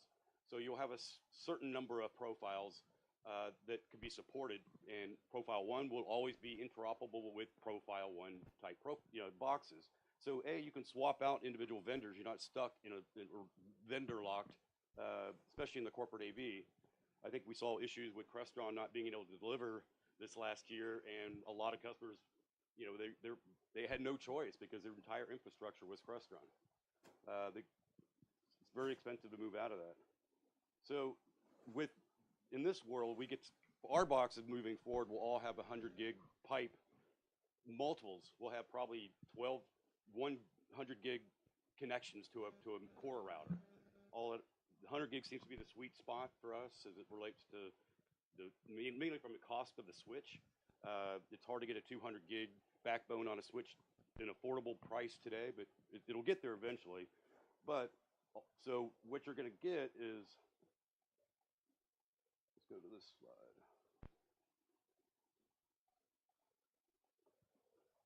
So what that allows us to do is where I can do two things with flexibilities. One, I don't need to put everything in the room. I can now move assets where they need to be. So for example, I can take some of the stuff that needs to be in the room for iMac for low latency processing, I can keep in the room, but everything else can move out of the space. I can put it in a data center where I don't need necessarily to take assets and store, and be very specific for that use case. For example, in an enterprise, if it's not being used in California, I can use it to drive screens in New York, or even globally. Remote operation, today you need somebody to run those rooms, but it may be costly to have if you have 5 rooms, I'm going to have 5 separate operators. This allows you to at least centralize the operation and actually be able to operate multiple facilities at once. And you start to hear some of the same benefits of broadcasting. They went to the centralized and distributed from a truck perspective, and this is kind of driving the same needs. How do we lower cost? How do I get my CapEx down? How can I move more to an OpEx type of model? How can I increase my efficiency? How can I increase my resilience? So when you start looking at all that, it's easier for me to develop a product that can scale and solve the needs of our customers. And all of our products moving forward will support IPMX. We have, I think, 3-4 products that we're launching at ISC, all of them with IPMX. So for us, this is the future, and this is where we're heading. And I have evangelized a lot for the IPMX protocol. I think it's extraordinarily important. But ideally, it will go back to this slide. It will replace all of those. It will have the same functionality. We'll have it'll be able to do 25 gig uncompressed. You can have uncompressed, a little compression, a lot of compression for 1 gig, a 4K 60 on a 1 gig pipe. Or we're now including the variable bitrate codecs, H.264, H.265. So what that allows us to do is have one discovery control in MOS to be able to control whatever the size network that I need, or whatever codec is needed in the project. But for our cases, and a lot of our customers, we're supporting all of these at the same time. So it does really simplify a lot of things for us to get IPMX moving as a lot of things have to transpire, and we're still just walking, just barely crawling, I would say, today. But I think once it becomes fully enabled, then you're going to see companies like we were in conversation with AWS and Microsoft. They're now implementing IPMX as part of their infrastructure as well. I talked to Intel. They're getting, so it won't be long once we get enough mass, and costs will go down as more people get on the bandwagon. There may be even ASICs available. The cost will go down, and bandwidth will continue to go up. And so this is the way we can scale and move forward in the future. I think that's about all I had. Does anybody have any questions? I just really wanted to leave it up to mostly for questions.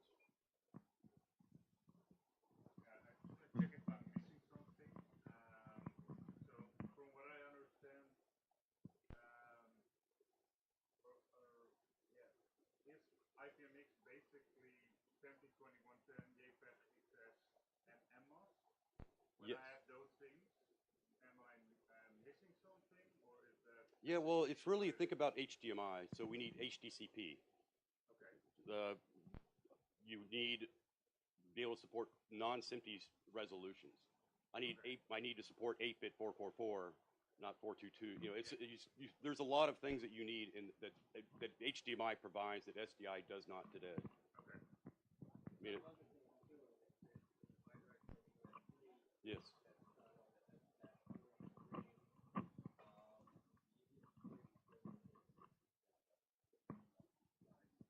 Yes, the CEC communications as well. So anything you would do at HDMI, it's built on 2110. So most people are already IPMX ready in their devices.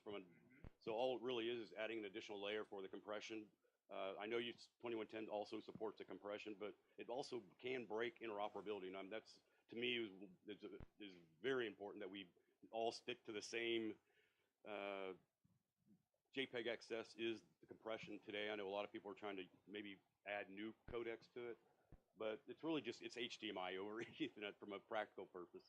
Okay. It also doesn't require That's exactly. Okay, yeah, okay, yeah. It's still recommended, but doesn't require. Yeah.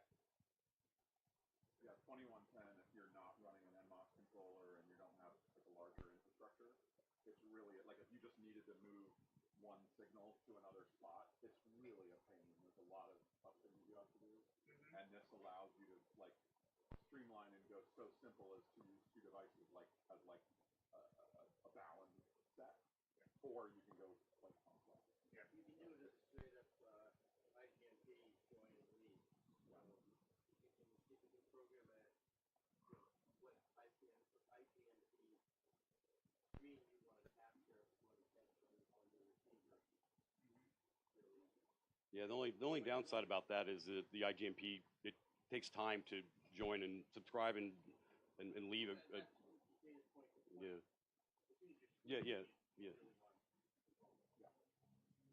yeah, from a fixed point of view, you're right.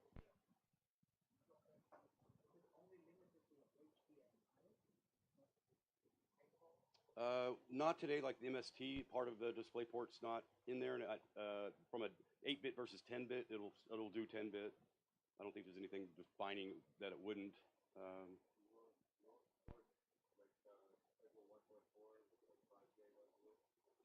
I believe it will. I have to check with them, but I've been told it should.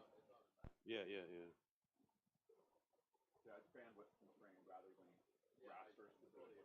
Yeah.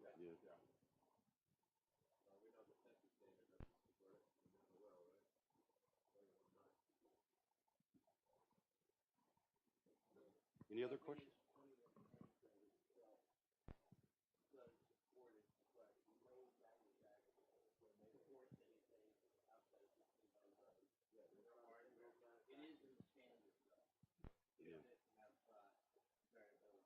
Yeah, we're starting to see. Technically, the not RGB filter, technically you can do it nobody will allow you to do it. It's not hardware to do it. Yeah, we've been pretty successful with the larger random raster sizes.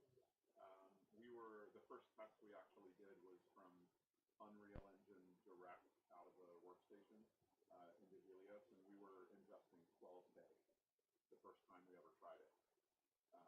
So it is possible to, like 2110 will support all that. It's just a lot of the hardware device makers are very fixed in this is SDI over Ethernet as opposed to kind of an open pipe. Yeah, I think that all this, all the like the DC, the Exxon stuff, really changes some of the gamble habits of business, right? So it pushes the boundaries. Everything we do for the media change line, all that stuff, very good. Yeah.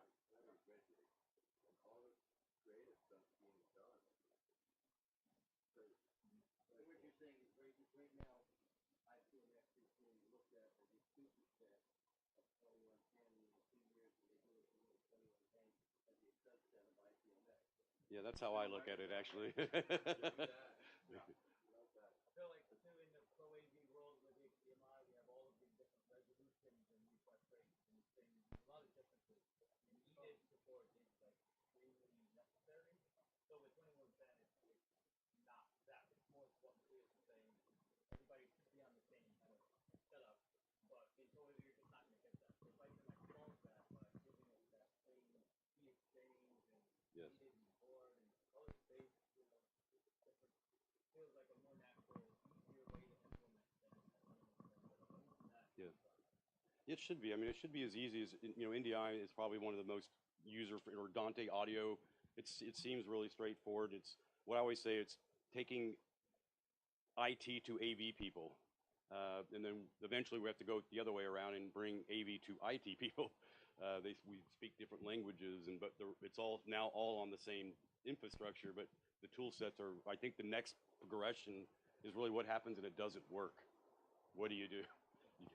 So I think having more insights into packet management, what's going on in your network, what the congestion, all those things will start becoming extremely important. And probably if anything slows this movement down, it'll be in that area because not everyone has the skills to troubleshoot a packet loss, for example. I think too, like if you want adoption, you're gonna have to make it easier to deploy. That's the big time. If somebody starts putting this in, they're gonna compare it to what they have today, which is very easy to use storage based system. Yeah. Right? What for good or bad, for whatever HP, it works, and it's very easy for somebody to deploy. So if you do give them a new experience that gives them the same output, but lower cost than other solutions and more flexibility and scalability, it can't be something where they have to go under the hood. Right? Yes. It's like configuring switches. If you have Cisco or Arista and the big boy stuff, it's pretty low level. But if you're using other Netgear and smaller switches, you mostly use the web UI. It's easier to deploy. Most of the integrators, at least what we use, they just want speed. So most of the switches, there's an SDN part of the switch, and that's the software-defined networks, and it relies on a protocol called OpenFlow. And as long as that switch manages it through OpenFlow, then from the application layer, I can now control and manage the switches myself. And that's why we have relationships, for example, with Netgear on their new products, have that capability, and we're working with them on, where we can even tell them, here's our Barco profile to make it simple. That it just comes out of the box and everything's working. That's the intention, of course. That's why I mentioned NDI. NDI it just works until it doesn't, but it's easy to set up. Are you able to go from Unreal without going for a graphics output? Or do you have to output? We're going. Yeah, they have support now to go straight out of the engine, like frame buffer. Frame buffer. Yeah.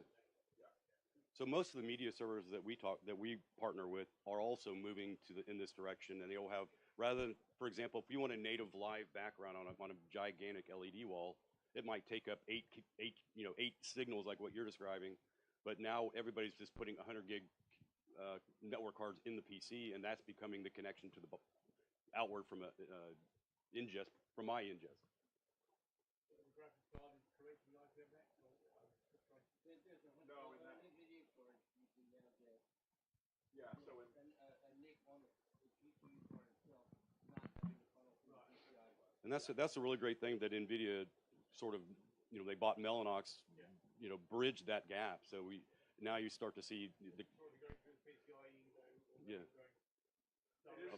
It is still PCIe because the GPU is still doing like the actual ray tracing and rendering and everything. But then as soon as the render engine is aware that that frame is ready, the software tells it to DMA straight out of the network port rather than needing to wait until the frame is ready. Does that reduce some of the latency with the next card? Yes. Yeah, like in virtual production, we're seeing because of all the other equipment added in, we're seeing reductions of about 4 frames. Which It could be expensive because every time without going through the DMA, the remote memory access, I forgot. Yeah, the DMA. If you don't go that route, you have to go to the CPU, which has to do a context switch, and then when you have to get it out into memory and then back out of memory, so you're doing a copy to another copy, and that one copy can take 1 frame. And You're saving frames at the PC side. yes, as well, yeah. What about like I guess it's like 5.3 that they announced 2110 stuff. That's coming directly out. Are you saving on another option in Spain in the path itself? We're also saving because we're able to ingest at 100 gig rather than something that's like paced out, taking a long time for the frame. So that might be a half a frame savings. And then just the way that the system is set up, because we're packet based all the way out to the LEDs themselves also, we can get down to basically as low as 1.1 frames from the PC to like photons coming out of it. From Unreal to the LED. 1.1 frames. Yeah. I'm about to ask a really geeky question, but are you doing wide? Are you looking into doing wide senders to eliminate narrow sender buffering? I don't know what Unreal is doing under the hood. They're in general, because it's still like a 2110 payload. There's one way to send the data. Like they're not sending us, for example, parallel streams and things like that. You're not sending it in bursts. You're sending it in a fairly complicated. Yeah. It's narrow send. Yeah. I'm sorry for it's narrow send packages. How high resolution can you get a single Unreal Engine get to? Because I've seen you want to render the whole surface in one place, but ease of rendering. That's ideal. You have to use multiple engines to do one frame on each and then multiplex back together. Yeah, so it depends on how complex the render scene is. If you're using the render engine to do like what's called 2.5D, where you're using forced perspective of multiple planes, this is more or less like video playback, and you do like pretty large resolutions on one machine. But if you're doing anything complex that has lighting conditions and other things, it's typically never more than 4K out of one workstation. And so they have to, you stack a lot of workstations together. And so Unreal has, and Disguise as well, have render pipelines that will share the workload.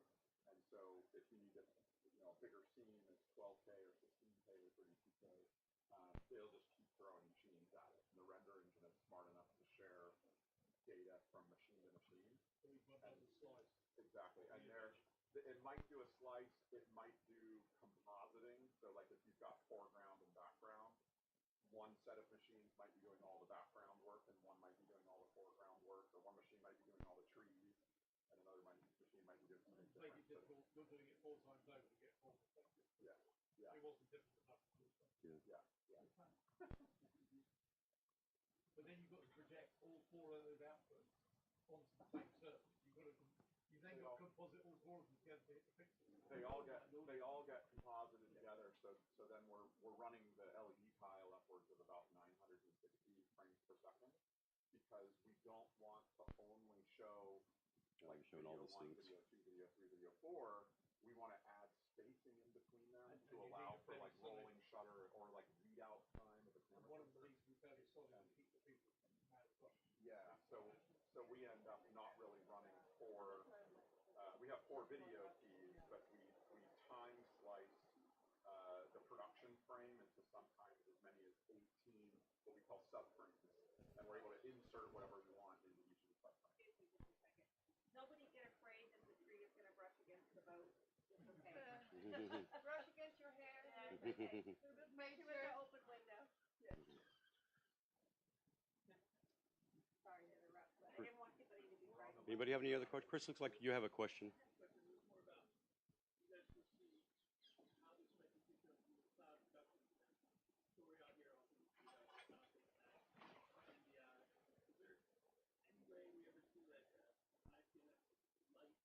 Yes.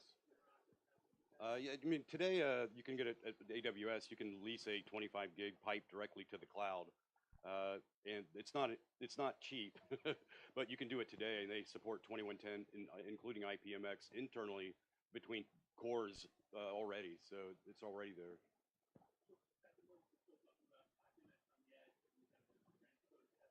Yes, yes. Or you can have a lease line and go directly simply 2110 all the way, or IPMX all the way in and out of the cloud. Depends on your expense budget. But the way we see it is we probably put stuff, all the low latency things will be the way I foresee it. Everything that's latency bound would be what I call an edge device. And it's really up to the user and their experience. Do I want to take these assets and put it somewhere where I can better control it or make more use of it? Or if they don't, they want to stay on premise and the way they've always done it, they can do that as well. So I think it's just really adding more flexibility, but the technology is already there.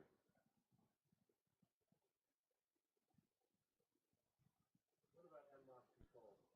Is anybody building like Dante controller? Yes, we're actually building one now. So we'll have that embedded into our applications, and it actually looks. We use Dante as the reference to, everybody knows how to use it. It's again making AV something. You have to give IT to an AV guy in the way they know how, and that's more like a router. So the interface of NMOS for us is the interface. We're working on that now. There's a lot of people have NMOS implementations. Sony has kindly written the initial NMOS controller. It's in GitHub. You can download it and put your own user interface on it, and that's what most companies are doing at this point. We forked off that. Yeah, as long as you don't have any major bugs in there, we're good. There's a nice implementation. Matrox makes a little widget box. Conduct IP, yeah. Yeah, and that one's pretty nice too. And the Conduct IP, yeah. So that's got the little web server. You can drag and drop all the sources. I mean, benefit.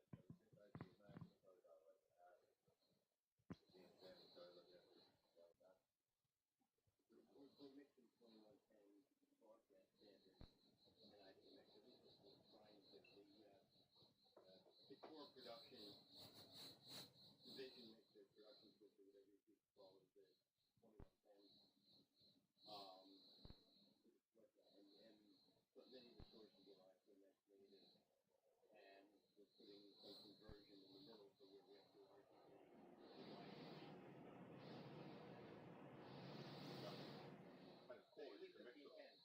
Yes. We'll see how it works. So ideally, the whole plan is, I think, for IPMX and network over IP in general, is get rid of points of failure, reduce their cable clutter, use one 100 gig pipe instead of, 5 or 10 separate cables, and yeah, that's good. That's correct.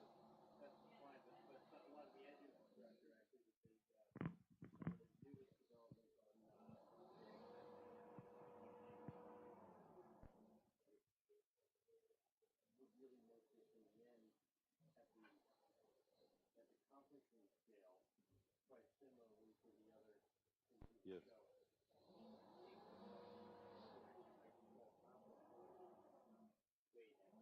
Way back down to the HP-based pieces. We can kind of standardize our template globally. We have the mixed environment. We have the production broadcast facility with conference shared infrastructure. But then if you take that conference phenomenon that goes into all of our other locations that have no 2110E, then it's the same base model of an IPMX router system.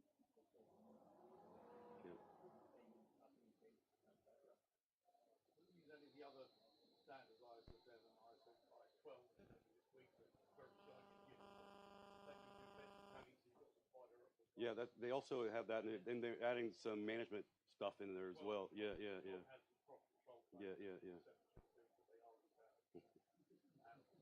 are coming. They Yes. feel like they round it down, so you come from everybody will invest. Yeah, I mean, I think ideally everybody will be less focused on building out their unique infrastructure, and manufacturers can focus on better solving your problems and adding more value rather than just cabling and infrastructure.